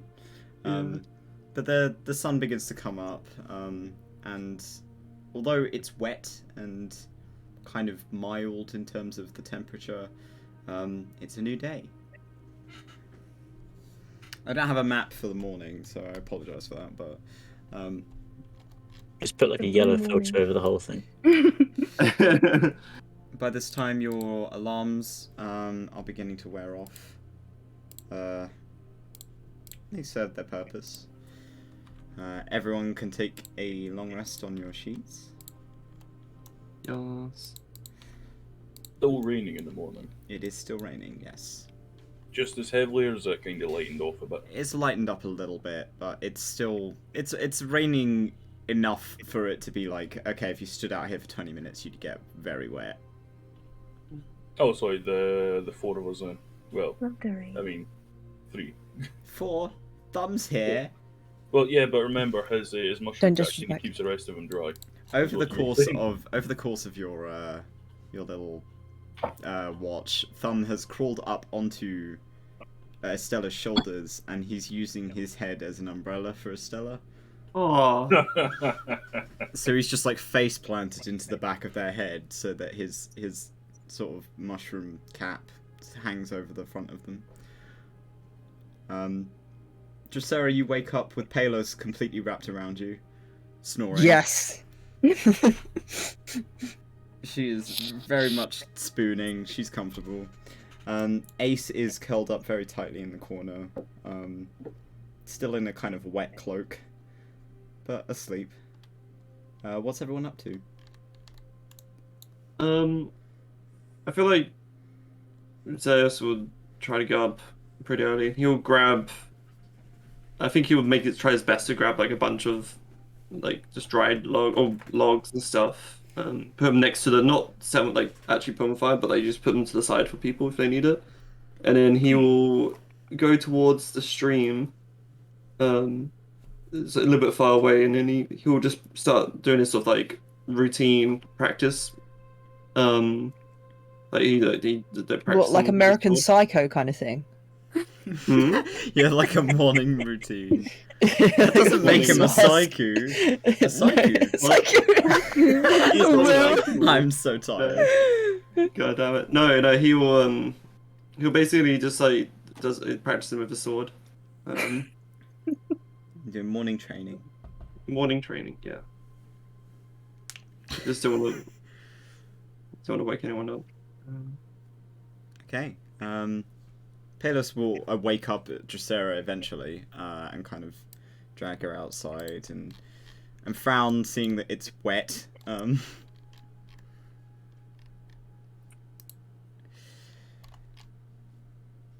Ace will also move outside and kind of head to Brandy's tent to kind of knock. Ooh, like tap her fist against the side of the tent. Knock on tent. Yeah. Brandy will kind of answer. She's awake. She's up. She just hasn't come out of her tent yet. She'll kind of just say, "Hello." It's morning. Ah, right. Is everyone else up? She kind of looks around. Mostly, yeah. And she'll kind of come out slowly, dressed in her garb. And look around. Who isn't up? Just Clay. Just Clay. Okay, so she's gonna stride over to his tent. Oh no. Oh Jesus. Knock on the door and go, "Wakey, wakey, eggs and bakey."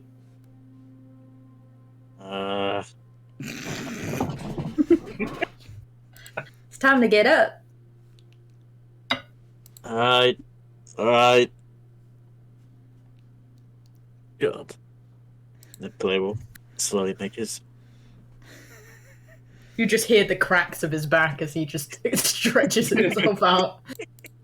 Crunch, yeah. Crunch. Old man gets out of bed after sleeping on the floor again.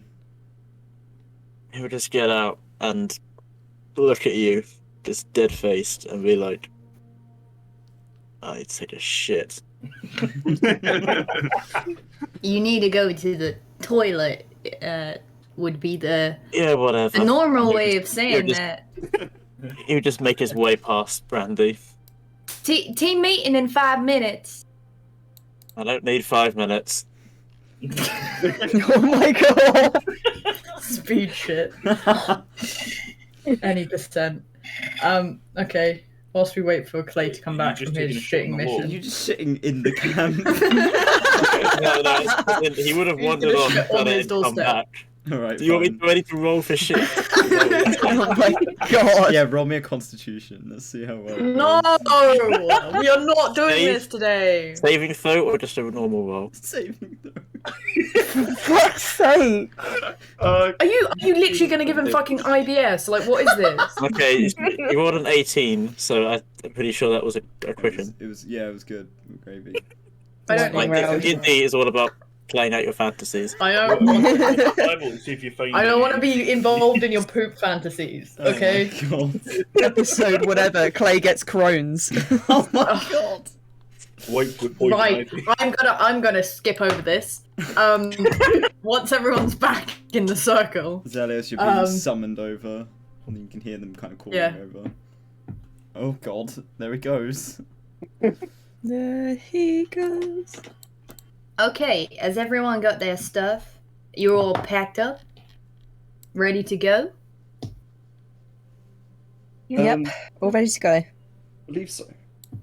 He kind of walks around handing out like wee bowls of stew to people around as like a hot breakfast, you know. Like, it's been not cold, but it's been a rainy night. It's been like he knows it's a good thing waking up in the morning with a hot meal. So you guys have a comforting breakfast made by both Palos and Karith the night before. And you guys head off. Brandy, I need you to make another survival check for me. Fuck all. Ace will I also give- roll. Oh dear. Does someone need to assist, or...? I'm just saying that Ace doesn't know where they're going, so you're welcome to give it to Brandy before Brandy rolls, but if Brandy's already rolled, then no. Oh, I rolled a 12, so. Okay. So it takes a little more effort than it did yesterday to get to this point, as you're heading off down the road. Oh god, I can't remember if I've done this right, so I need to like. It's updated. The God fucking tableplop updated. So I'm trying to figure out Tableplop. where my things are. Where are they? Okay.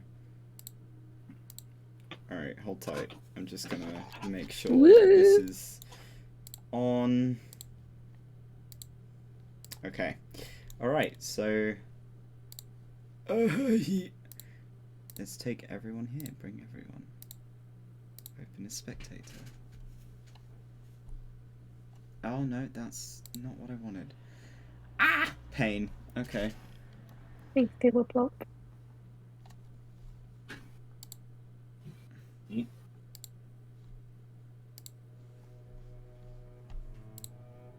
Doing something. Yeah, I don't know what it is doing. Taking us to the realm of the white. There you go. Just a white screen. Yeah, it's just a white screen on my end as well. I see Aha, there you go. Okay. So you're able to find sort of some signage now, and you eventually come down through towards another seaside kind of town that is very heavily guarded around the outside. It seems like all the trees in this area have been chopped down to build some kind of log wall, almost like a fort that has surrounded this small town, again on a cliffside near the ocean. And the signs outside all read the term Fog's Edge. And this is the town that you Toby, you Toby, I asked to be recommend you here. don't look at chat right now. I know, I can see it. Okay. I am so upset. Okay, it's quite a big setup, isn't it? They must have been here quite a while. Yeah, it's not that this town, like, this is a town, Right. And this town is supposedly what's being having issues with bandits that are cutting off its trade route to other local towns such as Padslow. Well, everyone, considering you have different talents, does everyone want to just do a perimeter sweep? Happy to Sure. do that. Do not mind. Would be Sure, good idea. sure. We'll give the place a run over. See if there's anything lucky going on. Okay, I'm gonna be honest, I'm not the best at sneaking about, so if any of you are better at it, I'd recommend you go. Why is my clay token small? Because you're small. Because you're smaller than the two big people. Die. Fair enough. Alright, then don't come. Simple. Clay's gonna go and sneak off and give like the whole place just a circle over. Okay. Very cool. Just basically trying to assess, is this like a normal day? Like, is there anything weird going on? Are you trying to be sneaky? Yeah. He's just gonna. This is just to make sure we're gonna bundle into a place that's accidentally been conquered by bandits or whatever. Like, Okay. just walk around. Does it seem fairly normal? There aren't smashed over walls. There aren't bodies strung up or screaming or whatever. You know. Roll me a stealth and roll me a perception. Karika, you going with him? Yeah, Kriko's gonna go with him. Okay, so both of you roll stealth and perception, please. He'll use guidance on himself for the stealth. Okay. That's a 21 for stealth. Nice. A 14 for perception. Okay. And Karika? 1 second.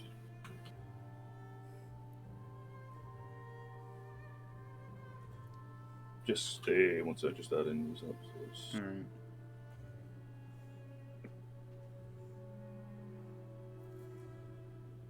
Stealth. Stealth. Gotta be stealthy. Stealthy. I have an idea. Was 7 plus 6, 13. Okay. So both of you are able to remain very kind of well hidden, kind of keeping between bushes and whatnot of the surrounding foliage that hasn't been chopped down.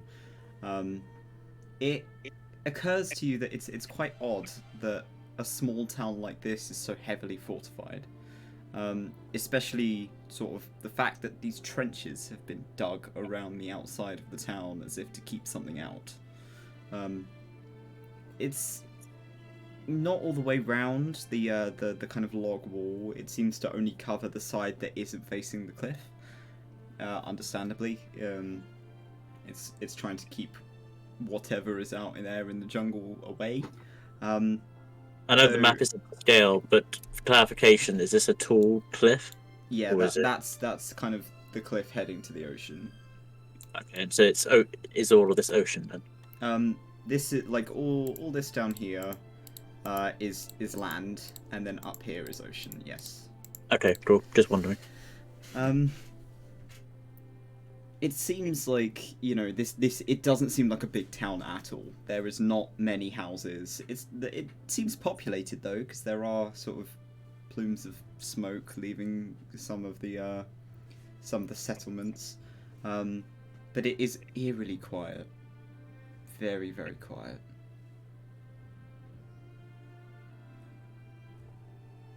All right. See anything, Tariq? He'll whisper.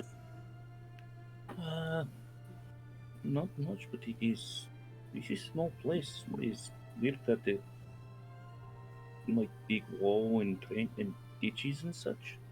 It is. They must have problem with bandits if this is how much trouble they put themselves to. Just bandits, though. Or do you think there's something else going on? I mean, I have seen quite big things in forest before. It could be that, but I don't.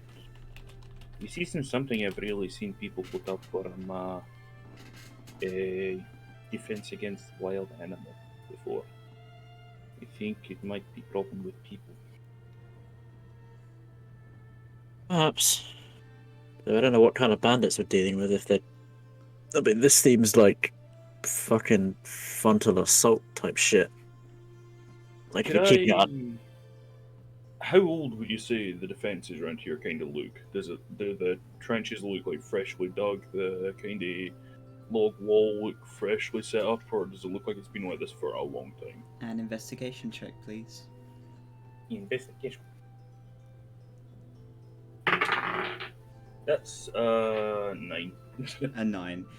You can't tell, especially given that it rained last night. So the trenches, you have no idea when those were dug, because the kind of wet soil and mud has Actually, quite a lot. has kind of sluck. That's the word. I'm really tired. We're gonna take a break in a bit because, dear God, has it's kind of all slick and not easy to read. The wood doesn't look particularly aged. It looks to you as if it's relatively recent, but you aren't sure. You'll relay that across. If that is the case, then maybe it might be bandit, but might be big group of bandit.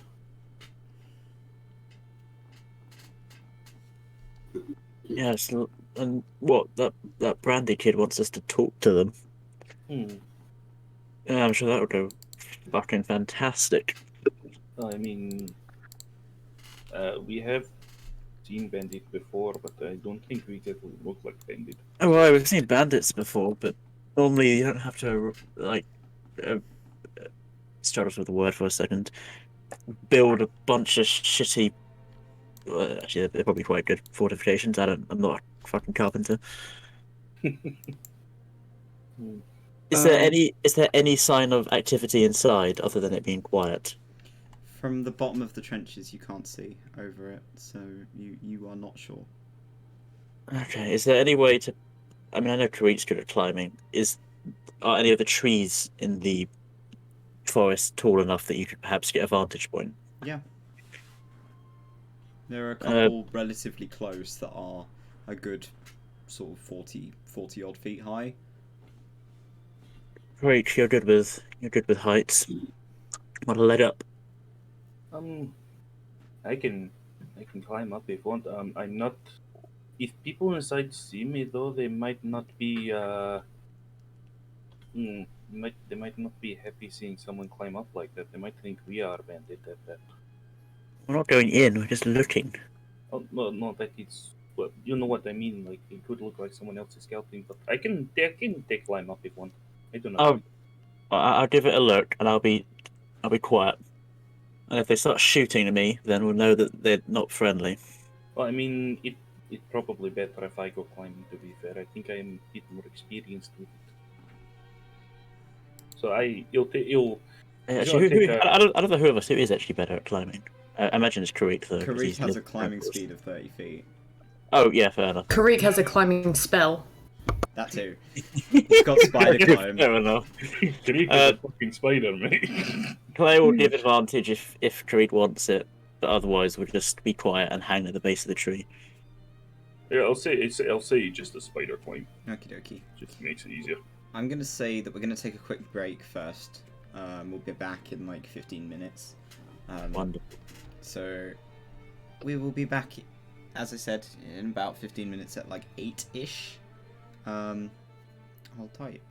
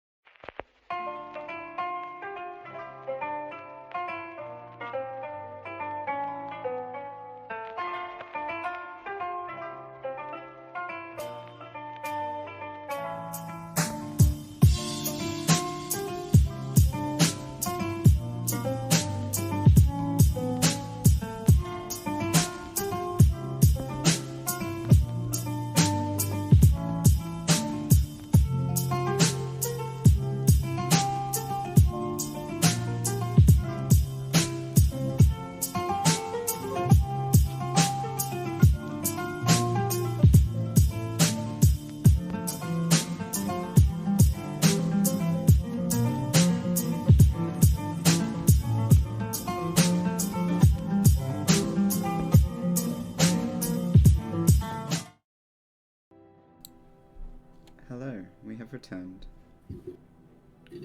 Oh. Ooh. Okay. No. So we currently are following Karik and Clay as they attempt to scout out the town by climbing up a nearby tree on the far edge of the trenches. Because you've used spider climb, you don't need to roll anything. You just go. You climb up to the kind of one of these sturdier looking branches. They would have given guidance before Karik went up. Just an in FYI. case. I need you What's to roll guidance, me a perception then. +4? Was Sorry? guidance a +4? It's a plus d4. +D4, okay. So roll me a perception check from your new advantage point. Perception.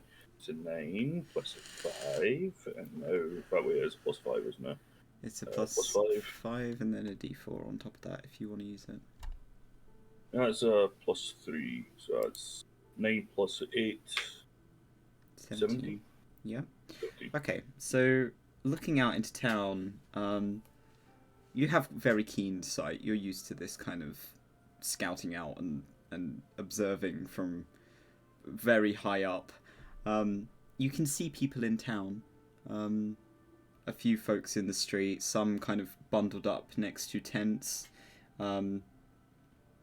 It seems like there are people around, but nobody's doing very much. It seems like sort of people are just sat down, kind of cuddled together, and some people are talking, walking around, carrying supplies between buildings. Though it seems like this place isn't as populated as you'd expect it to be. Especially for this time of day. Right, so looking down on the town, am I seeing pretty much everything in the town then? Pretty much, yeah. What's is this like a mine down here? Like a mine entrance? Yeah, it looks like that. It's kind of a slope down to a small kind of wooden frame that curves off away from the edge of the cliff. So it seems to rotate down almost like in a curve the second that it hits sort of the ground. So it's not going like outside the cliff. It's kind of coming back round toward you, underground. And the people, you said some of them are kind of huddled up, sat around together. Some are moving supplies and stuff. Does it look like anyone's calling any shots at all? Like saying, "Oh, we need to move this stuff over here. You guys sit over here," or whatever. Or does it just seem not kind what you of? can tell, no.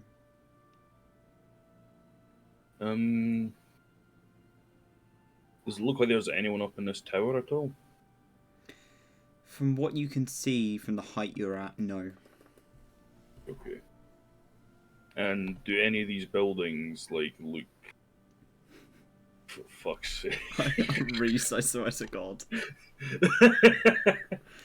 That was very cursed. Yeah, that's what you see in the tower. You just see Dobby. Oh, dear God. Just staring back, like, oh, he's here again. Oh no, he's following me. Oh no! Oh my God, Reese. No. Does like any of the Does any of them look like it could be like one might be a town hall, one might be a tavern, or do they all just kind of look like just houses? With that roll, you can see there's like signs. There is a sign mostly on this building here, that catches your attention. It looks like a standard kind of tavern sign. Sort of torches are lit outside, even though it's sunny out. But nobody seems to be going in or out. It just seems surprisingly dead. That Krieg will make his way back down to Clay and it kind of relay everything over. Yeah, there's people moving around. It doesn't. Yeah, there's a lot of people kind of. Some people are moving stuff between buildings. There are some people kind of straggling around the place. No one really seems to be in charge. Where to look at from? There's kind of a mine, a tavern, I would presume, but there just seems like a lot less people than should be for a place this size. Right, so they don't look like they're getting ready for a fight or anything, though. So Oh no, it seems very, very quiet. Like quieter than it should be, especially for like this time of day. Like everyone would normally, from what I see in other towns, people normally work at this time. Seems like most are kind of just waiting almost. I would say. Hmm. All right. Well, what do we do? Knock on the front door of the others, or what? I mean, from what I see, I think that is not a problem to do that. I don't think. I don't know if anyone will be up in arms with other people coming, especially if it's politely. All right. Well, in that case, let's get to it. Okay, then let's go. So you guys are heading back over to the party. Brandy, can you roll me a history check, please? Guys, where the fuck are you going? Parkour. Parkour. Parkour, I see. Oh, there he goes. Okay, so you've been here before. It didn't have this wall here before. You remember this place being quite well populated as well. So the wall must be newly installed, from your knowledge, and it has completely cut the town off. Other than sort of the open cliff face, it's strange, sort of approaching, because of course you'd recognise the signs on the way here, but it's not the same. Right. She'll turn to the scouts. Did y'all get anything from your vantage points? The place seems very, very quiet. Like I notice in other towns that people normally work at these times. Apart from some people moving things between a couple buildings, there does not seem to be much of happenings. In their for side of town, it looked like there are less people than should be. It's a bit odd. Right. You two, do you do best in well, just in case, do you do best in upfront combat, or are you better behind the scenes, sneaking about? Myself, I am not. I leave being a bit very front of line to other people. I'm not that experienced with that kind of thing. I normally keep it at distance like that kind of thing myself.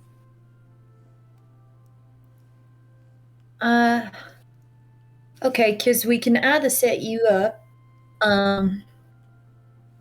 in one of the high vantage points, or you can come along with us. I'm gonna head in there and see what's going on.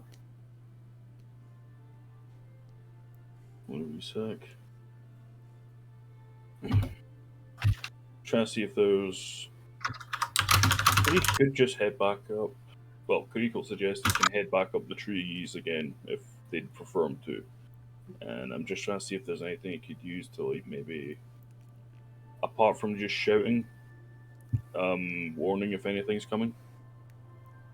If that makes sense. Are there more Okay. humans in the camp? You don't know. You can't see them. What races was it that Creek seen?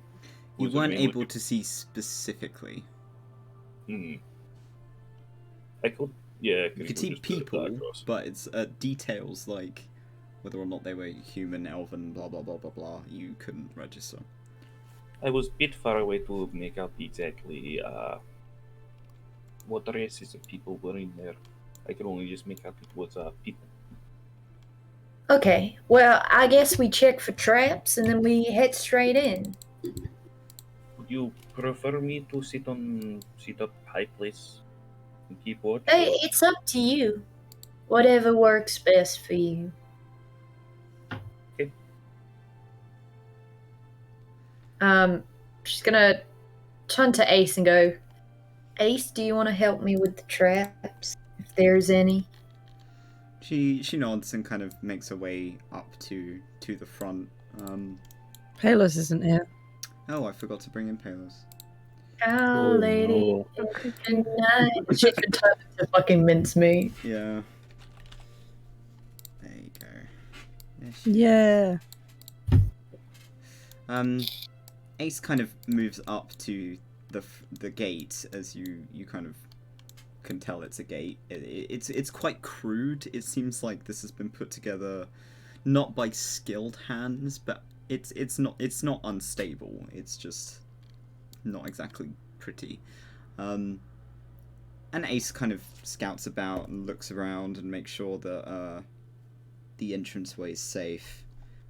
Before taking a couple of tentative steps in and looking back to kind of confirm that it's safe. And again, continuing to check for traps. I'm rolling for her. Okay. Yeah, it seems clear from her knowledge, and she kind of ushers you forward. Thumb is gonna kind of start making his way out. Come on in, everyone. It seems safe for now.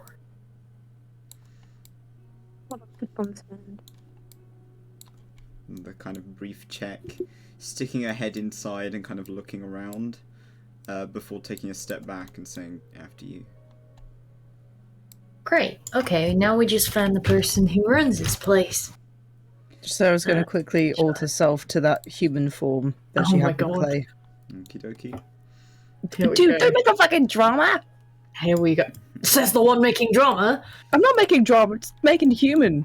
Oh, Am I the drama? Am Am I I the the drama? Palos kind of smiles to you as you walk past. She's like, I'm gonna keep watch. Oh no. Someone give the hippie, like, something, like a Red Bull. She is a bull. Stop. Okay. Okay. I'm funny.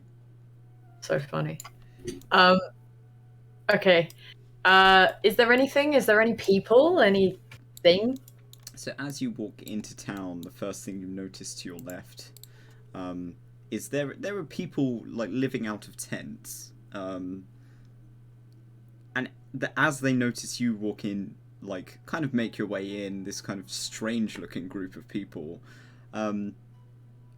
some of them get up and immediately move back into their tents and hide away. Others are just sort of regarding you quietly, but none of them look very well. They're all very malnourished. You've got a mix of kind of humans, dwarves, a couple of half-elves. It seems sort of like a small array of people, but none of them look sort of well cared for, quite sickly, pale, trying to get what sunlight they can. Can I'm going to... If I get closer, does it look like any of them would have anything contagious or anything like that? Like... Make me a medicine check. Oh no. 15. It looks more like they aren't eating. So it looks more like they are starving. This place it's fallen into poverty since you've been here last. She'll kind of turn around and go, do any of you have any food? I have some rations, but not much more. Sure, Clay would have rations in the bag of holding. Yeah, you've got like a handful, and you've got everyone else's rations as well. Yeah, I don't know what the actual Reeve details also of it would be. tries food but yeah. quite often, so you'll have food left over from Karith from the night before as well. If you Yeah, okay. when you next see Creek, you could get him to go out hunting as well for them if he's wanted. Yeah, we got to make sure they're safe first. Brandy will approach. She'll welcome anyone to come with her if they wanted to. And she'll kind of just say to them, do y'all need some food? You look very ill. It seems to be sort of like a couple of families almost. Player's going to just keep an eye on people, but he's not going to do anything else, essentially. Hanging back for support if needed, but...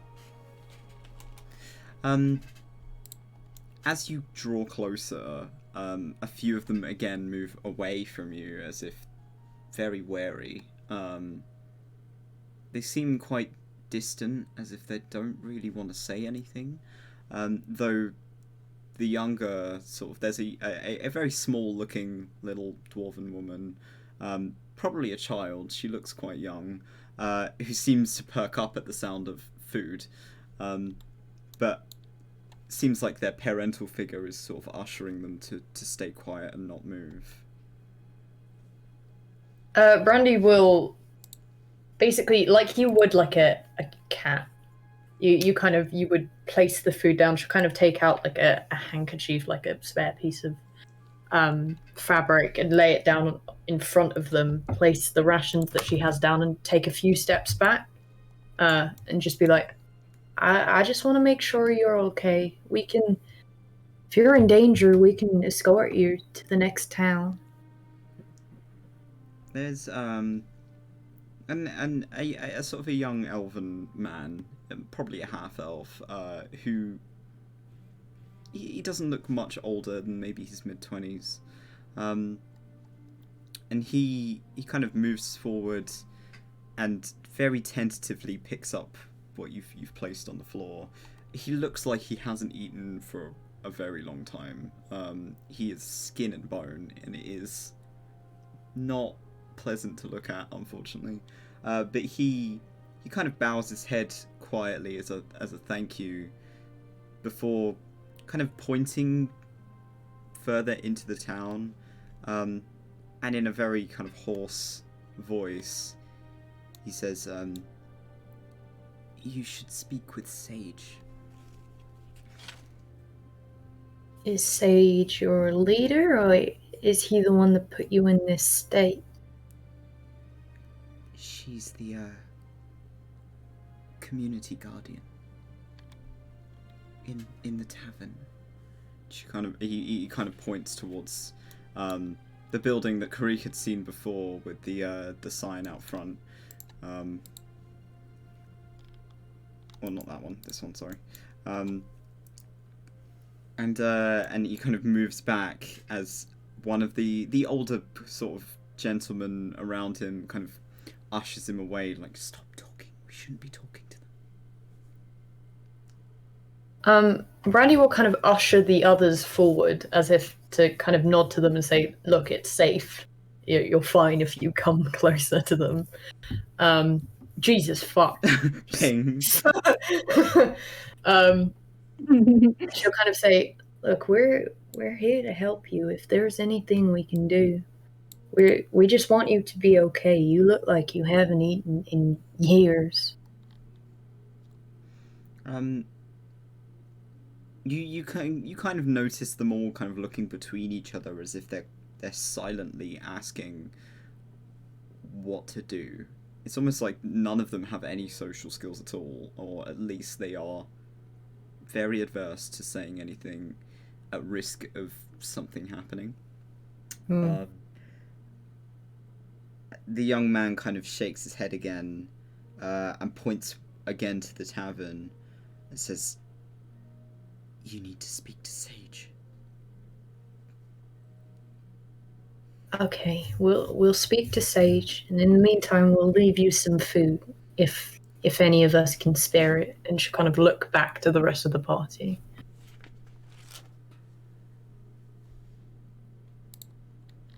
What are you guys doing?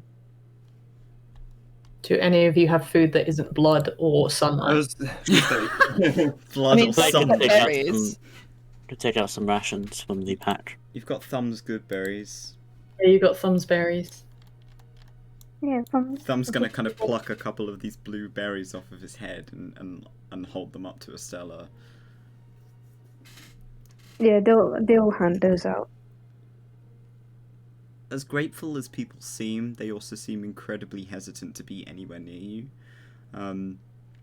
They are especially wary of Zelios, being a very tall, imposing figure who is heavily cloaked and kind of difficult to see under the cloak.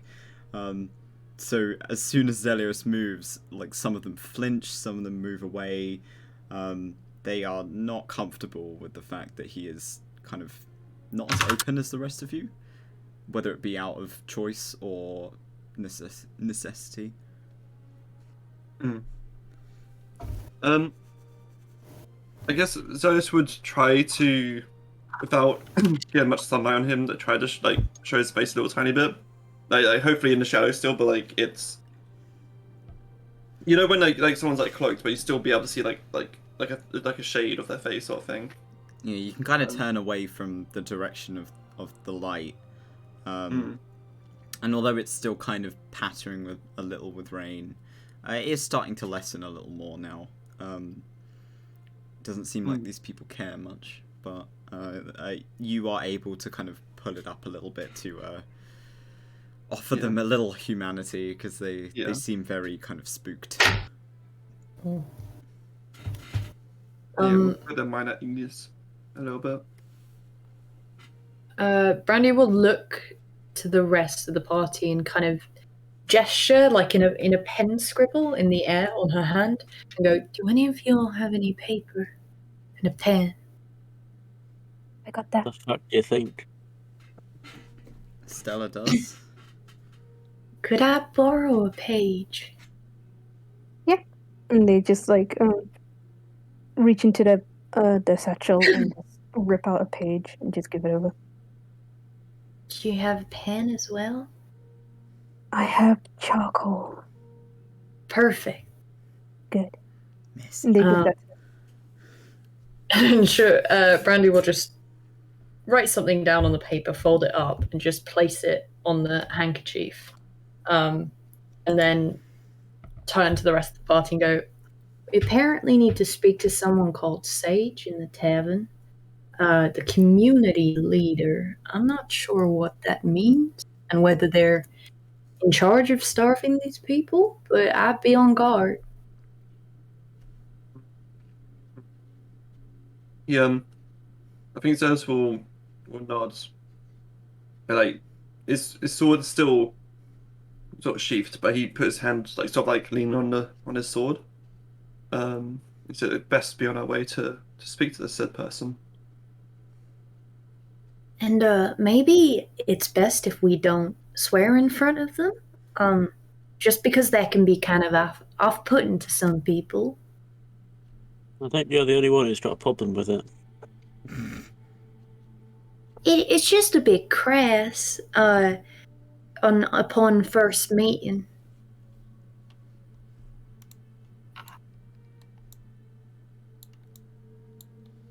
He doesn't respond to that. His brain is mulling over what crass means. Hold on, there's 5 letters there. Oh, fuck. Okay, I know what ass means. What does the crass? Crass? There's crabass? Cra-ass. It's got the word ass in it. We'll make our way to the tavern. Okay. And she'll kind of...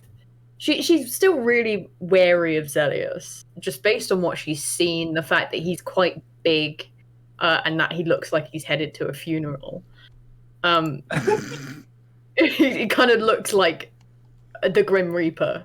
So she kind of is wary, but she looks up at him and says, "Are you good at looking around? I've heard vampires have like heightened senses." I'm able to hear quite. I have a keen sense of hearing, but because it's daylight, I cannot see as well. That's You can I use your guess sense. Yeah.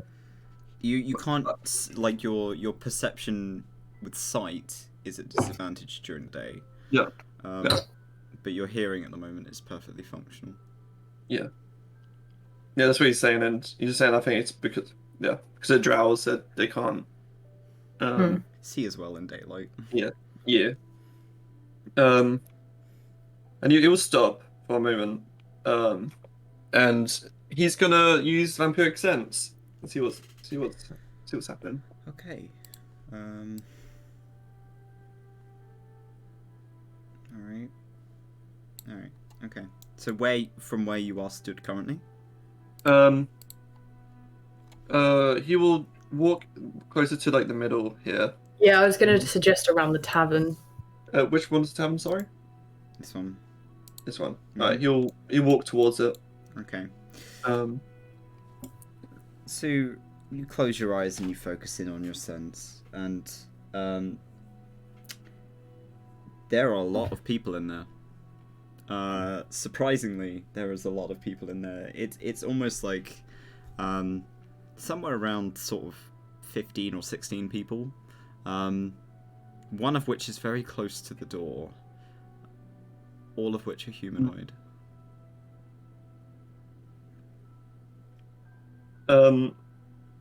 Zealous will, like, he's not going to unsheath his sword, but he's basically, like, I think people would know is that he would be gripping his sword a lot more firmly now. And he'll turn and walk back. And so it appears, people have sorry, 1 second. Oh, sorry, something's back in my throat. Ow. Okay. It appears there's going to be there's a fair few people in and he nods towards the tavern. I mean, can you hear any of them? Do you know what? I don't know how your sense works. Pardon. But he would be smiling, but because he's like covered up, he won't be able to see. He said no, not at all. It appears. Brain. Sorry, my brain is just like delayed. What am I saying again? Right. Yes. No. I don't think he would be able to hear. Right? He wouldn't be able to hear him. You can't hear from this distance, no. No. You wouldn't be able to hear. It's more so that your sense is effectively a sixth sense, so you can pick up the feelings of bodies within a certain radius, and be able to tell what they are. Yeah, he'll elaborate, saying like, I can only like sense the being there, but nothing more. What's everyone's passive perception? Terrible. Oh. 15. 15. 12. Cutting. 9. 9. Passive set 13. 13. Stella? Forgot where that was again. So it's under your saves. Oh yeah, 12. 12. Okay. Well, before this, quickly, Zeus will ask, like, Brandy, did they say what, like, who the bandits were? Who? As in meaning... Like, are they human? company? Are they, like, what? Anything like that? Would I have known? It was Don't not they? stated, no. Okay. Yeah, Zeus is just trying to put two and two together, wondering if there's like a band of bandits in that tavern. No, I was not told what is going on. I just kind of take on the assignment and see what happens. He'll nod to what Brandy says. So, okay. So, with anyone who's got a 13 or higher, there is just about here, not far from you, a very well pasted over bulletin board with a lot of paperwork on it. And it catches your attention that there's sort of a lot of papers that they look relatively recent, albeit a bit wet, that have been pasted over it. Multiple missing posters. Quite a few. Love that.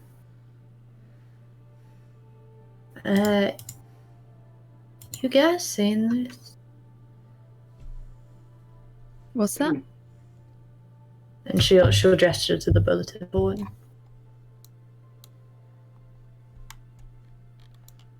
Just walk over, and sort of take a gander at what's on there. If you want to look a little closer, you're welcome to roll me an investigation. Yeah, can I do that as well? Yeah, anyone who wants to, you're welcome to. Investigation. 13 again. Okay. 7. 1 second. That's a lot of paper. Investigation, you say? Yep. Oh, I got 9. Okay.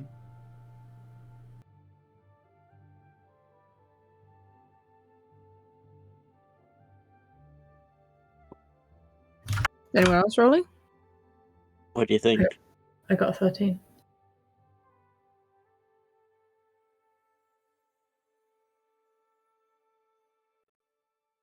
Sorry, my mic died. Give me a second.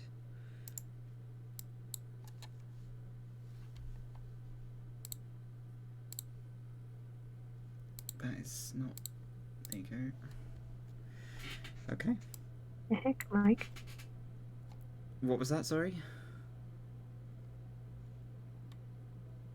I don't know what Selena said. I don't know. Selena, what did you say? I said, what the heck, Mike? Oh. God damn it, Mike. Mike died. Okay, so... Did anyone roll over a 13? I rolled a 13. Okay. Did anyone else? Nope. Nope. No. Is Clay not rolling? Is Estella not rolling? Clay's not rolling. Okay. Estella, Clay's are you like, rolling? all the time. Fuck. Where's my dice? Cannot find it. There it is. Investigation, please. Come on, Estella. Oh. Dang. Okay. So you're taking a look at it, and obviously all the papers like that you can see that are on the kind of top layer are rain weathered, hand drawn, kind of scrawled. Brandy, you're kind of looking underneath a couple of them. You've got a variety of faces on these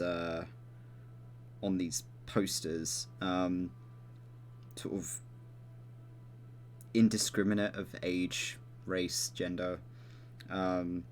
Some are quite torn and stained. The more you go down underneath these layers of papers, the more kind of worn out they are, but there are still more missing posters. Lots and lots of missing posters. You find a couple of letters that have been put up there that are kind of hard to read, but you mostly gather that one of them is a pleading letter of a mother asking for their child to return home. There is one letter that says it's a call to arms that has been scribbled over with the words pointless. People asking if there's any food to spare, how far the nearest town is, if the travel is dangerous, if they're being watched. There are more formally printed missing posters underneath. Some are splattered red, all in the same format. Quite torn and stained at this point as well. It seems like it's been quite a while. Underneath the ones directly against the cork are more pleasant messages between neighbours, such as someone's baked too many loaves of bread and they're offering it around, first come, first serve. It seems like those days have long passed. Stuff like that is kind of plastered against it, but that's all you can see for now.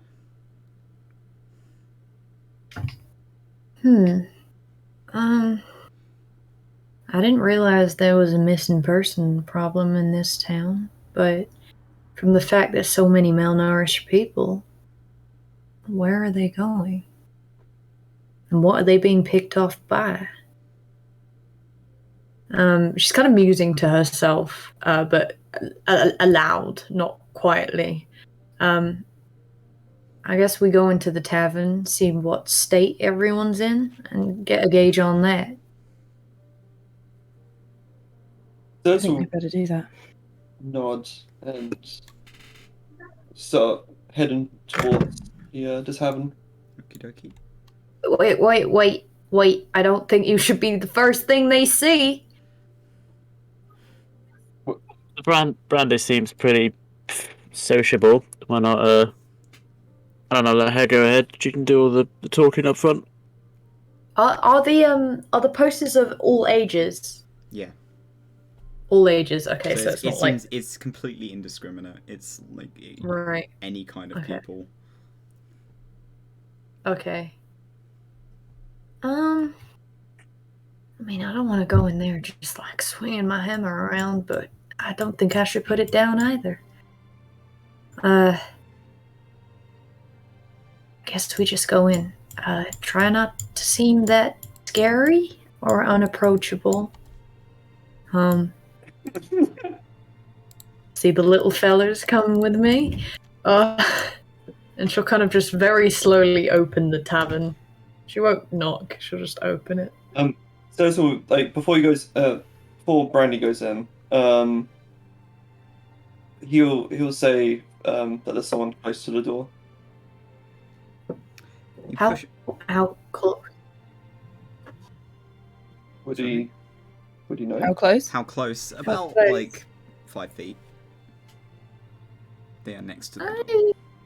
It's fine. If anything comes at us, I'll be the first one to take it. You kind of go to open the door. It's locked.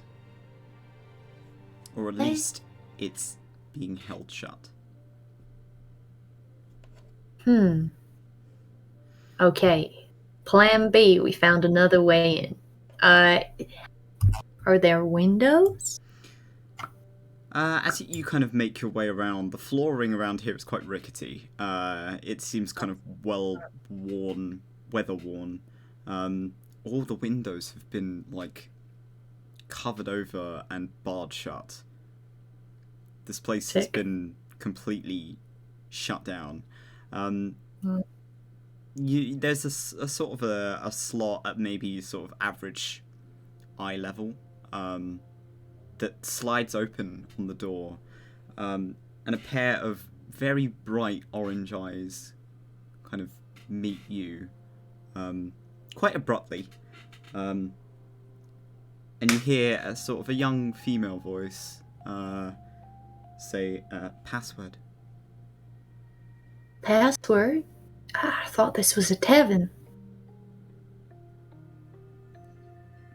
The little slot shuts and the eyes are out of view. Good job.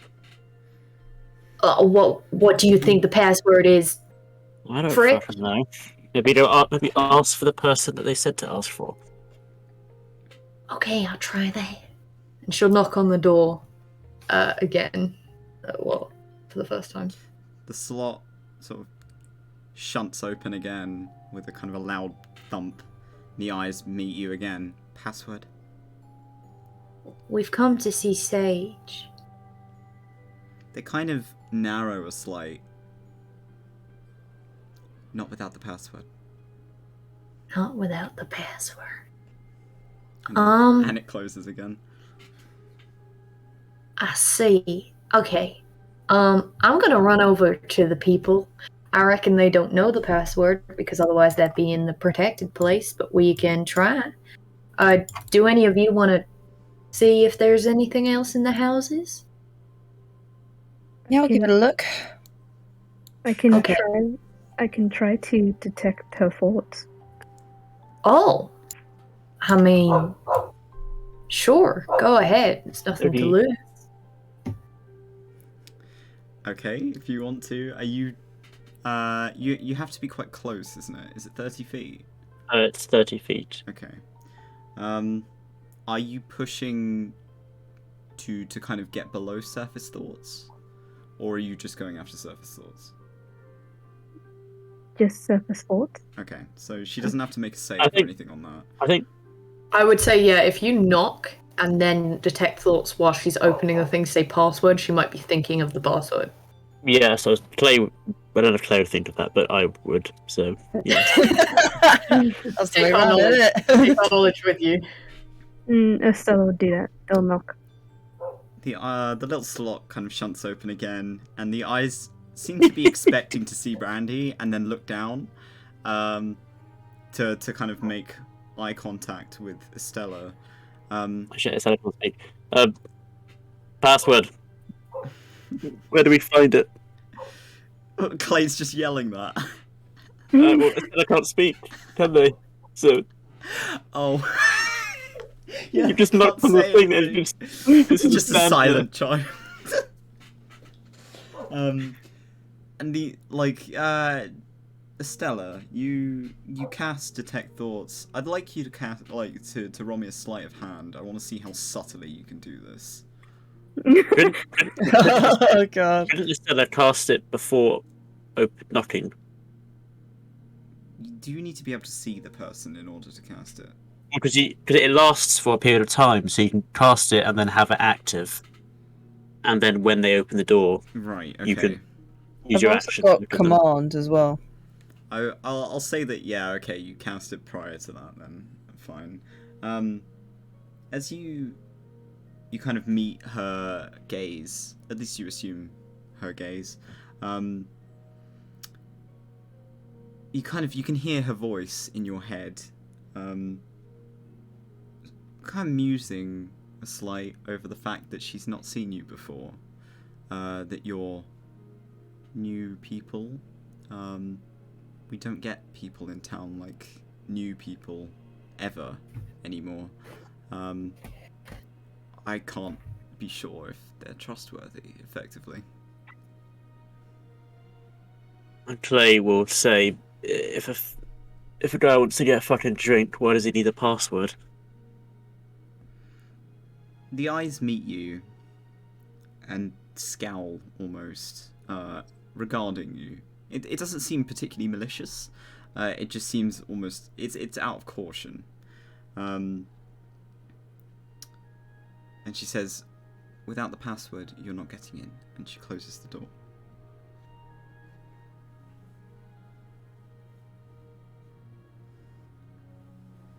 Clay just expectantly looks at Estella like, well, did that work? No, she just said that we're weird. Right. Yeah, you I've don't need also mine, got, I've got command as well. Wait. Just Before keep we go knocking to at that, the door over okay. and Before we go to that, Brandy will go up to the door, knock once again, because that seems to be the only way to get them to talk to us. It seems like this game is getting old, and the woman kind of shunts it open. It says password. Why have you left the other people outside? Why aren't they allowed in? There's this period of silence. You don't understand our situation. We're trying to help your situation. How could I know that? I mean, from what it looks like, no one's been coming through here. Why else will we come? We're not tourists. We've come to help.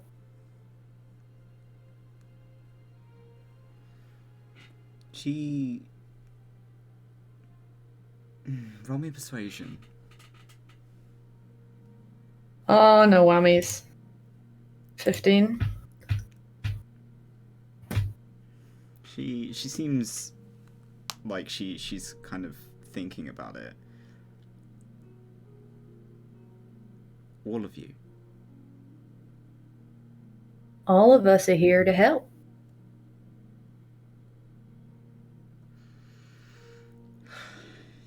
She seems to kind of look back behind her for a few moments, and the door shuts before reopening again.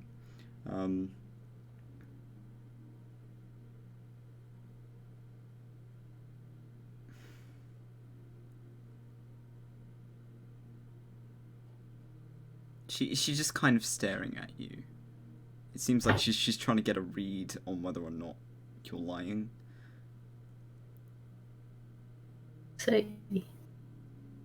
See, I could do something stupid, like face step through the fucking door, but that would scare the shit out of them. So, You just misty step and appear like, hello.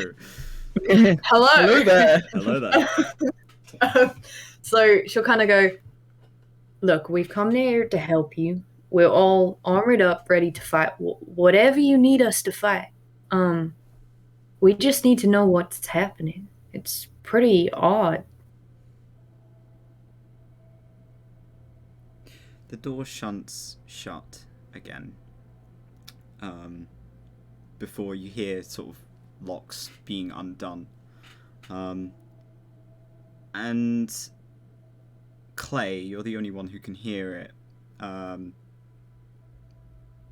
But you can hear a voice. Well, it seems like her voice in the distance, telling people to arm themselves before the door opens. Wonderful. We'll just whisper. They ain't looking for. What would he say? I get a feeling they're not particularly friendly or trusting. I mean, Keep your blade close, but don't do anything stupid. Don't need to piss these people off. fine. I mean, you guys weren't trusting of me, and look where we are now. I wouldn't take it too much to heart. You know how people are. They're untrusted brain. Me as playing. Your friend is wandering off. They're not trustworthy. Your friend is wandering off. Oh, Who? Is it a thumb? Sorry, I didn't. Touch the thumb. Thumb is Clay would just pointing at Karik, trying to get his attention. no. No, you're outing this. It's fucking Okay, PRP'd. Keep an eye on him. Oh yeah, fucking off he goes with his berry tree. Okay, whilst they're doing that, Clay will just in a hushed tone. I'm not trying to make some kind of point. I'm just saying that they're going for their weapons. Ah, right, yeah. Well, I'm not gonna act unless they react first, and even then I probably won't act, so just keep calm. We'll be fine. Yup, you know. Thumb, please. Clay's gonna hang, like, he's basically gonna be ready to, I don't know, do what, I guess. Stay behind me if you're afraid. Um, It's fine, I can take some hits. me as a player, because apparently brain is hard to make sentences. Basically, I was just saying to Brandy, like, don't take it to heart. It's just people don't trust strangers. I'm back, sorry. No, yeah, Yeah. she knows. She's in the mercenary business. She's Yeah. about.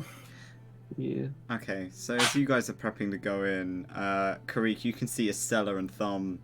Thumb is waving at you as if trying to get your attention. And Estella is trying to get Thumb to move back to the group because he just started wandering. Craig will like give a wave back, like kind of acknowledging, yes, yeah, I see you. He seems to be trying to indicate for you to come into town. Oh, right, if that's the case, Creek will have one last kind of look around, make sure the kind of coast is clear before making his way down. Okie dokie. Do I roll perception for that? If you want to. Not much has changed since you went up there, other than the party are now in town. Not so much. He's not been so much looking in town as around town. As I was Okay. kind of taking glances back and like he's been up there. He's been keeping an eye on everyone inside, but at the same time making sure that like no one's coming up towards the front gates or anything like that.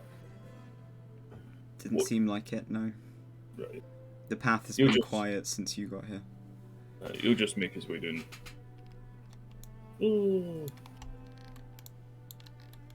Okay. Thumb kind of waddles Hello, back. Pelos. Pelos waves at you. It's like, you came back. Yeah, I was just keeping an eye on everyone. They're calling me over inside. They will see you soon. Do you want to come inside as well, or? She shakes her head. She's like, I'm having a great time talking to Ace. And Ace is like, I hate this. Just hurry up, okay? Okay, I will let others know. Kenny throws on his way and kind of he's not got any weapons out. He's like his bow's kind of like strapped across his back and everything like right now. Okay.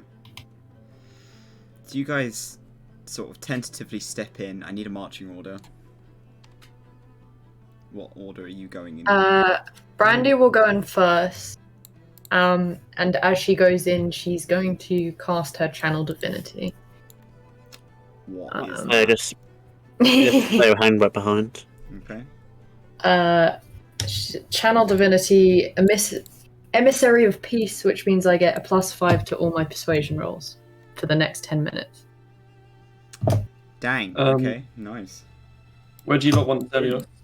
Go in the middle if you want. Kiriko, keep up the back. Okay. You know, little one Kenny pats gives Estella a pat on the shoulder and pats Tom on the head. Thumb is just excited to see you. Every good smile you would. So, as Brandy, as you step in, the first thing you see is she's quite big. She's, in terms of like her stature, she seems to have almost like a dwarven torso, but the rest of her, she doesn't have legs. It's a very long, dark orange and black tail, scaly, covered in very thick, kind of shimmering scales. A naga. She has it kind of curled around her lower body. She slithers kind of away from the door, though she's dressed quite comfortably from the hips up. She seems to have like a dwarven upper body, and then the rest of her is snake. She has kind of these very strong kind of these strong gold orange eyes, with a slit for a pupil, scales that kind of frame around her face, and rather than hair, it's more sort of long strands of scaled skin almost. She kind of ushers you inside as you step in, though as you kind of walk into the room, there is more people that make themselves present, all of which are armed with a variety of different things. It seems like they're armed with things they can get their hands on, farming tools, kitchen knives. There's a child at the back that's holding like a butter knife. They're all kind of very on edge. They are not armed very well, but they are armed. Yeah. And she kind of checks each of you over as you walk in. Zelios and Dracera, I need you both to roll me deception checks. Oh. Right. Oh, for fuck's sake. Oh. Oh no. 14. Okay. Oh, Okay. I got 13. Oh, right on the DC. Goddamn. Oh. Okay. So you are checked over as you walk in, and the door is shut tightly behind you and locked.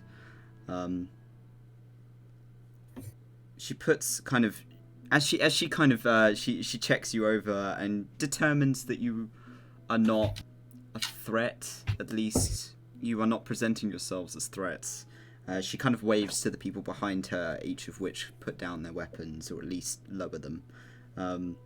And she puts away a short sword at her hip. She looks exhausted. She looks very, very drained. I apologize for the unwelcome committee. It's fine. I'd understand if I was afraid, I'd lock myself in a house too. It's just I'm not entirely sure what you're defending against. I thought there was bandits here, but I haven't spotted any. You're not working with them, are you? No, why would I be working with them? I've come to clear them out for you. She kind of straightens up a little bit. Are you wandering adventurers, or? I mean, me personally, I'm part of the Bright Guard from the town over. But these are my new friends. They require my help, so I require theirs to help you out now. So Padslow is safe. The what? The what? Padslow is safe. She's asking if your town hasn't been Right. targeted yet. Yeah, well, we haven't heard a squeak. And that gives us an option for evacuating.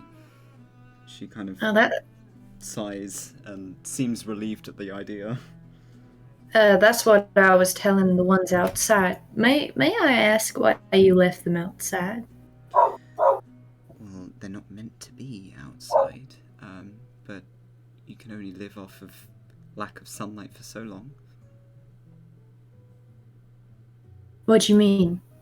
Well, they only come at night. The ones outside? No, the raiders. Oh, that still doesn't explain why those ones are outside, though.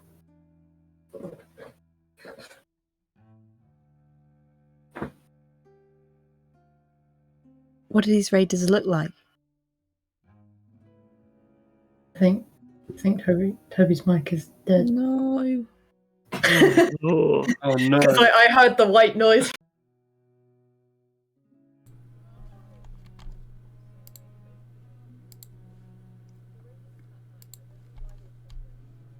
Hello. So she's effectively explaining to you that people outside in tents are, during the day, people go outside to get as much sunlight as they can because they have been without it and it is making them sick. And then at night, they hold themselves up in one of the buildings as they've been kind of, like, families have been segregated into buildings to share.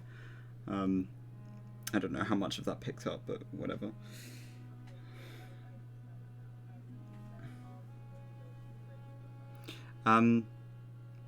She kind of looks back and she's like, they wear red.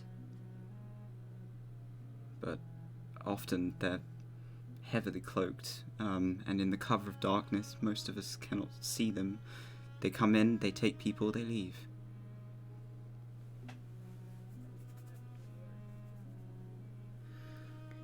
No.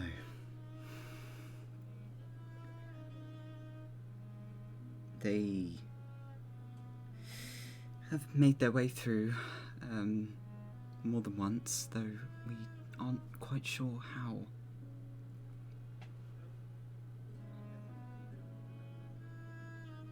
Yeah, you're indoors now.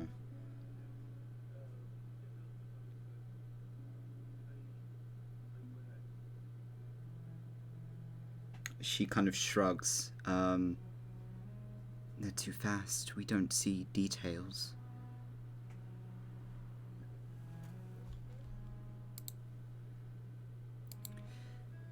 I would say so.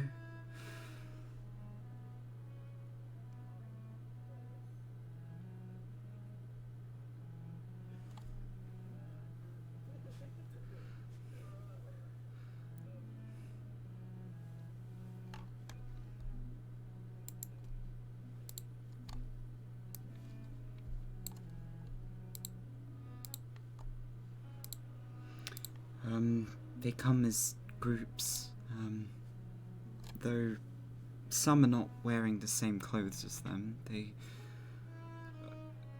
We aren't sure. They come in the night. They used to take anyone,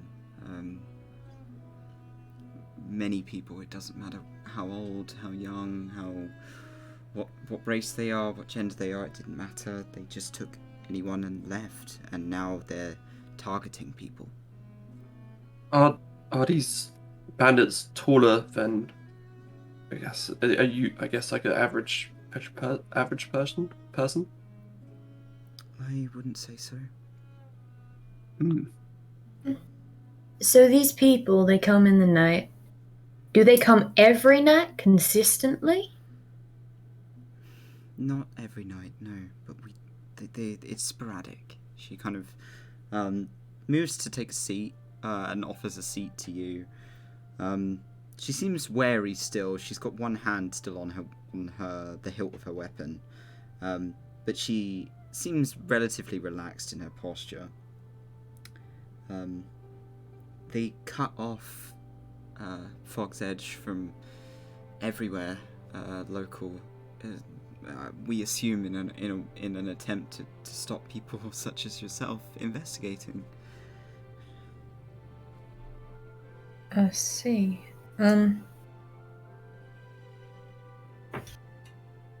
They must be pretty strong to get past these defenses. Do they just break in? Do you have to rekindle your defenses every time?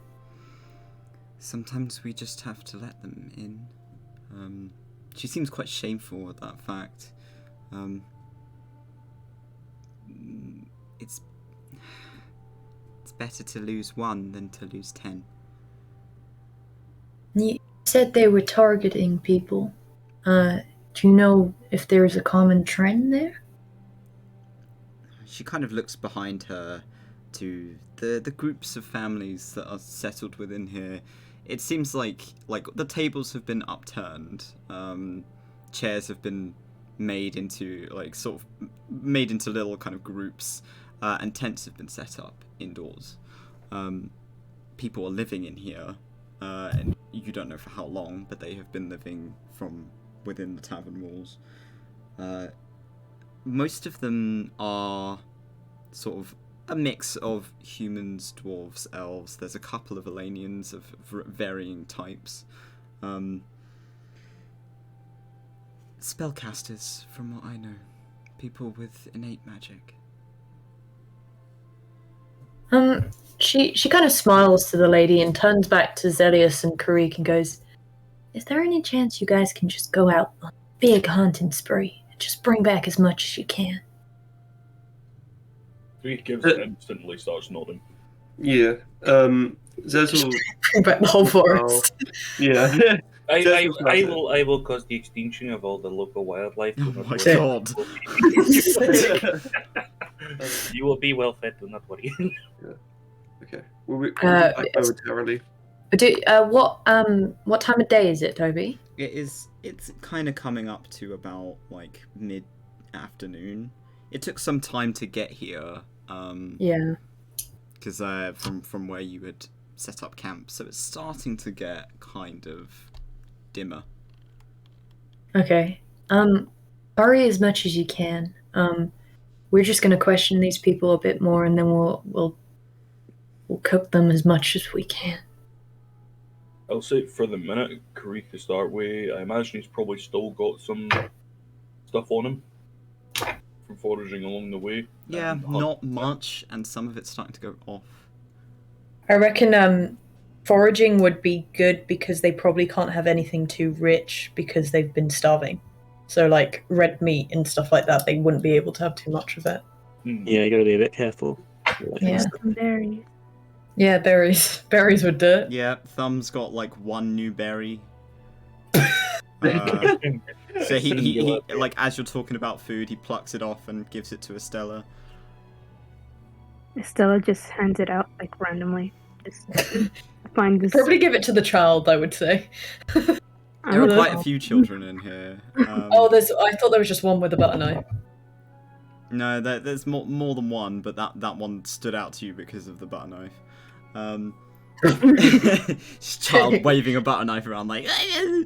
Okay. The woman kind of offers a hand out to Brandy, considering Brandy's at the front, to shake, and says, "I'm Sage. If I didn't introduce myself." You're Sage. I'm Brandy. This is Clay. this is Dracera, and she'll just start pointing further and further down the line. Brandy, if This you is- hadn't noticed, Dracera's turned into a human.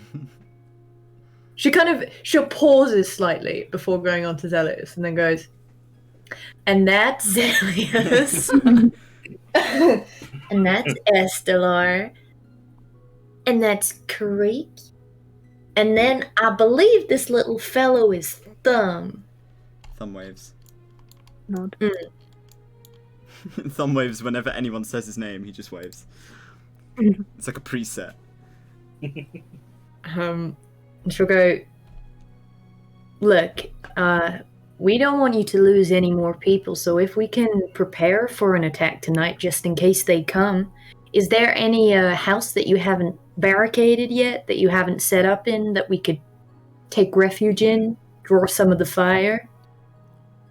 She kind of shakes her head, as I'm sure you probably saw. It's a small town. At least these buildings used to be relatively communal anyway. Families would live in the same building as one another, but nowadays they're just sort of shelters. How big were the groups that they were traveling in? Was it overwhelming? No, usually about 5 or 6. Okay. and she turns back to the party and goes, I believe we can take him. I have my suspicions, but I've also been relying on folk tales. So I'm not sure if my suspicions are correct anymore. But she kind of looks pointedly over to Zelius. Could it be your kind? Your kind? Zelius' kind eyes, of looks at Zelius. Just Zelius' eyes widen. He's a dark elf. He's a dark elf. Yeah. I need you to roll. I need you to roll me either a deception. Yeah, deception on that. If you are trying to be subtle. Painful. Okay. Well, you said it out loud, man. That's on you. Yeah, Zelius just like, what did you just do? He's like, Hey, that's my line. Normally, I'm Oh, the one who okay. answers. I rolled at disadvantage just because of law, and I got a 15. The other was a 20. So, Oh. oh, never lie again. Okay. She's eyeing Zelios suspiciously, but she doesn't say anything or do anything. Zelius will just sigh. I'm sorry, I'm stupid. Before anything else is said, Creek is gonna kind of like take Zelius by the arm and go, I think we should start on some of the hunting. Now I can't ask the question. It'll make him too suspicious. But Zelius is too dumb to like realize this. Oh no. Okay, so they're talking about the red cloaks, right? Zelius will ask like, did they look something similar to this? And he brings up his. Your cloak. Yeah. One or two of the people in the back of the room who are observing you begin to kind of mutter amongst themselves. Sage turns her head and kind of watches them for a few moments before looking back to you. Yeah, that's the one. Zelius like sort of eyes sort of like flicker a little bit. In like, oh shit. Like he's just thinking to himself. He says, I see.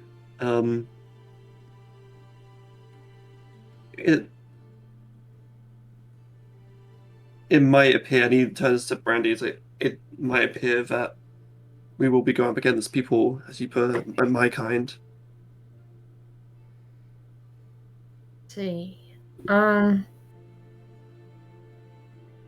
Okay, so you know your strengths, you should know your weaknesses, right? He will ask, do we have any silver? Silver. She kind of frowns. I didn't take you for the superstitious type.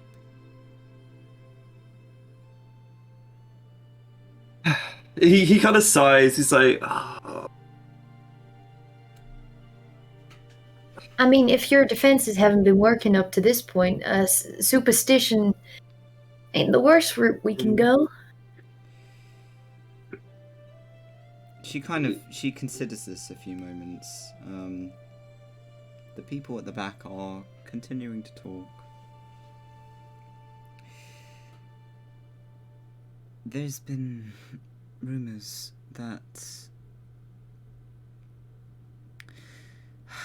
vampires have been pushing the boundaries of the territory over into Westeros, and onto our land from the neighbouring country.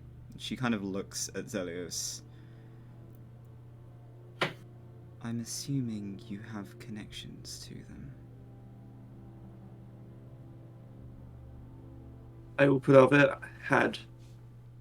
He kind of like very much like made it clear that he in it like a very like very much against these like the people who are attacking. He said I had connections to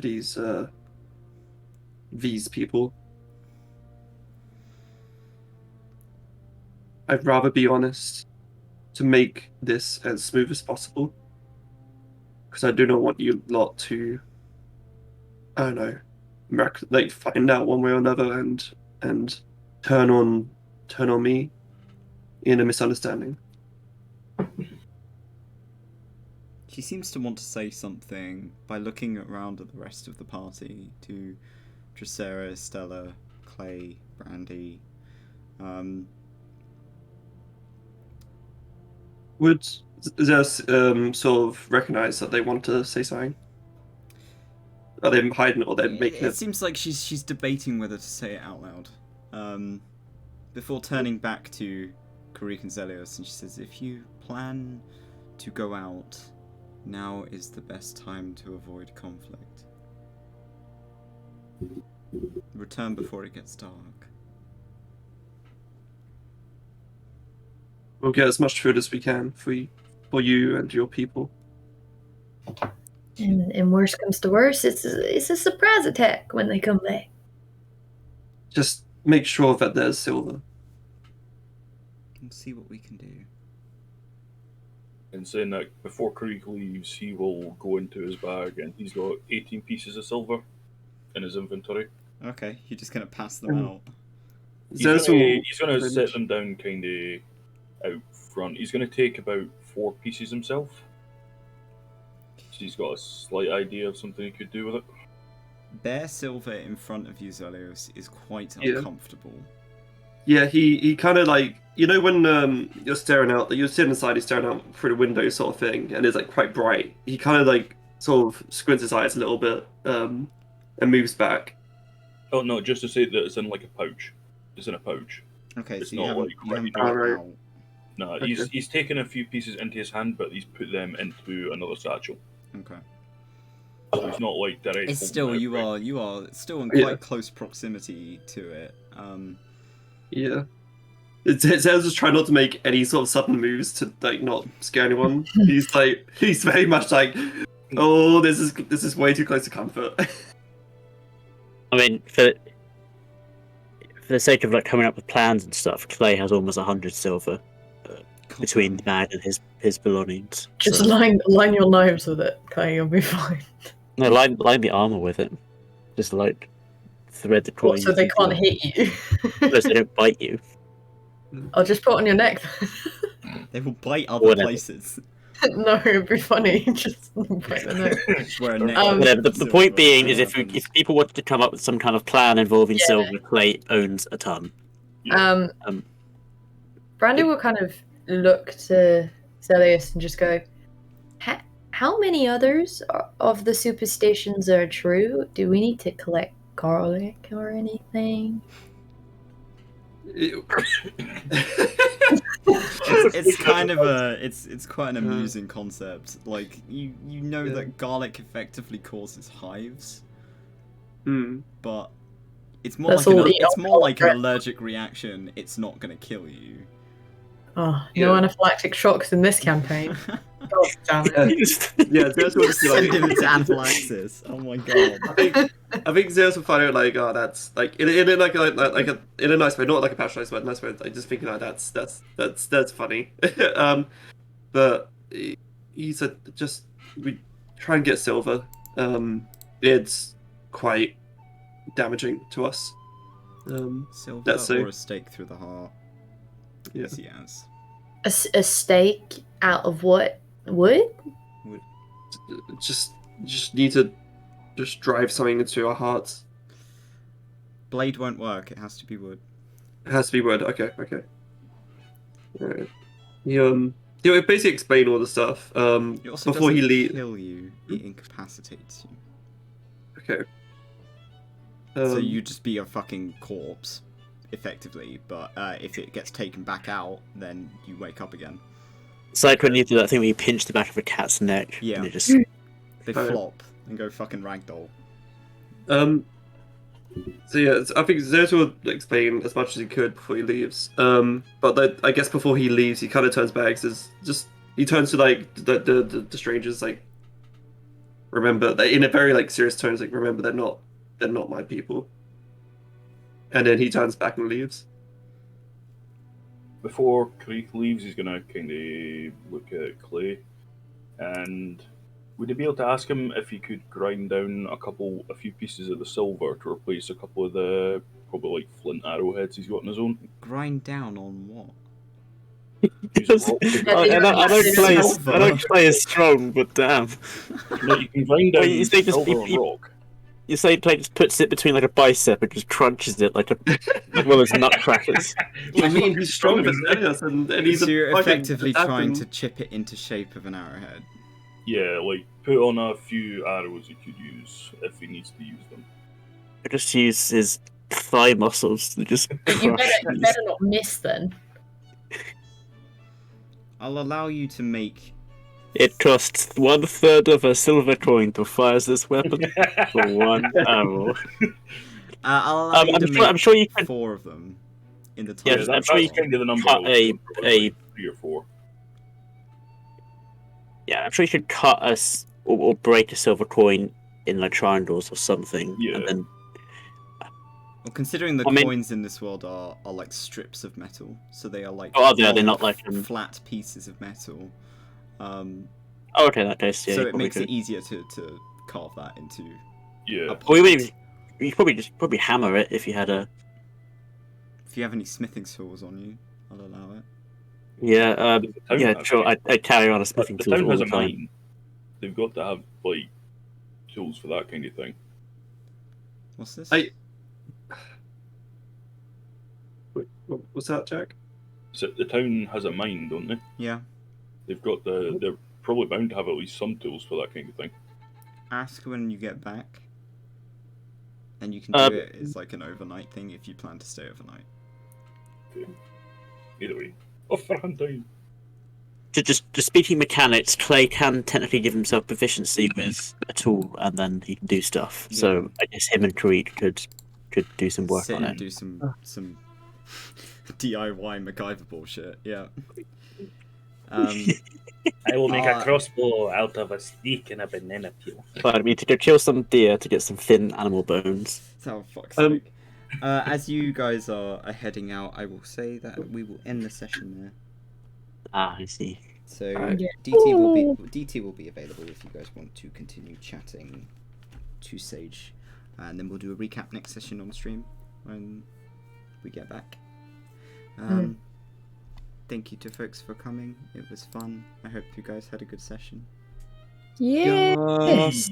And we will be back same time next week, unless one of us dies, and then we might not, but we will see. Oh. Okay. Have a good night, everyone. Bye-bye. Bye.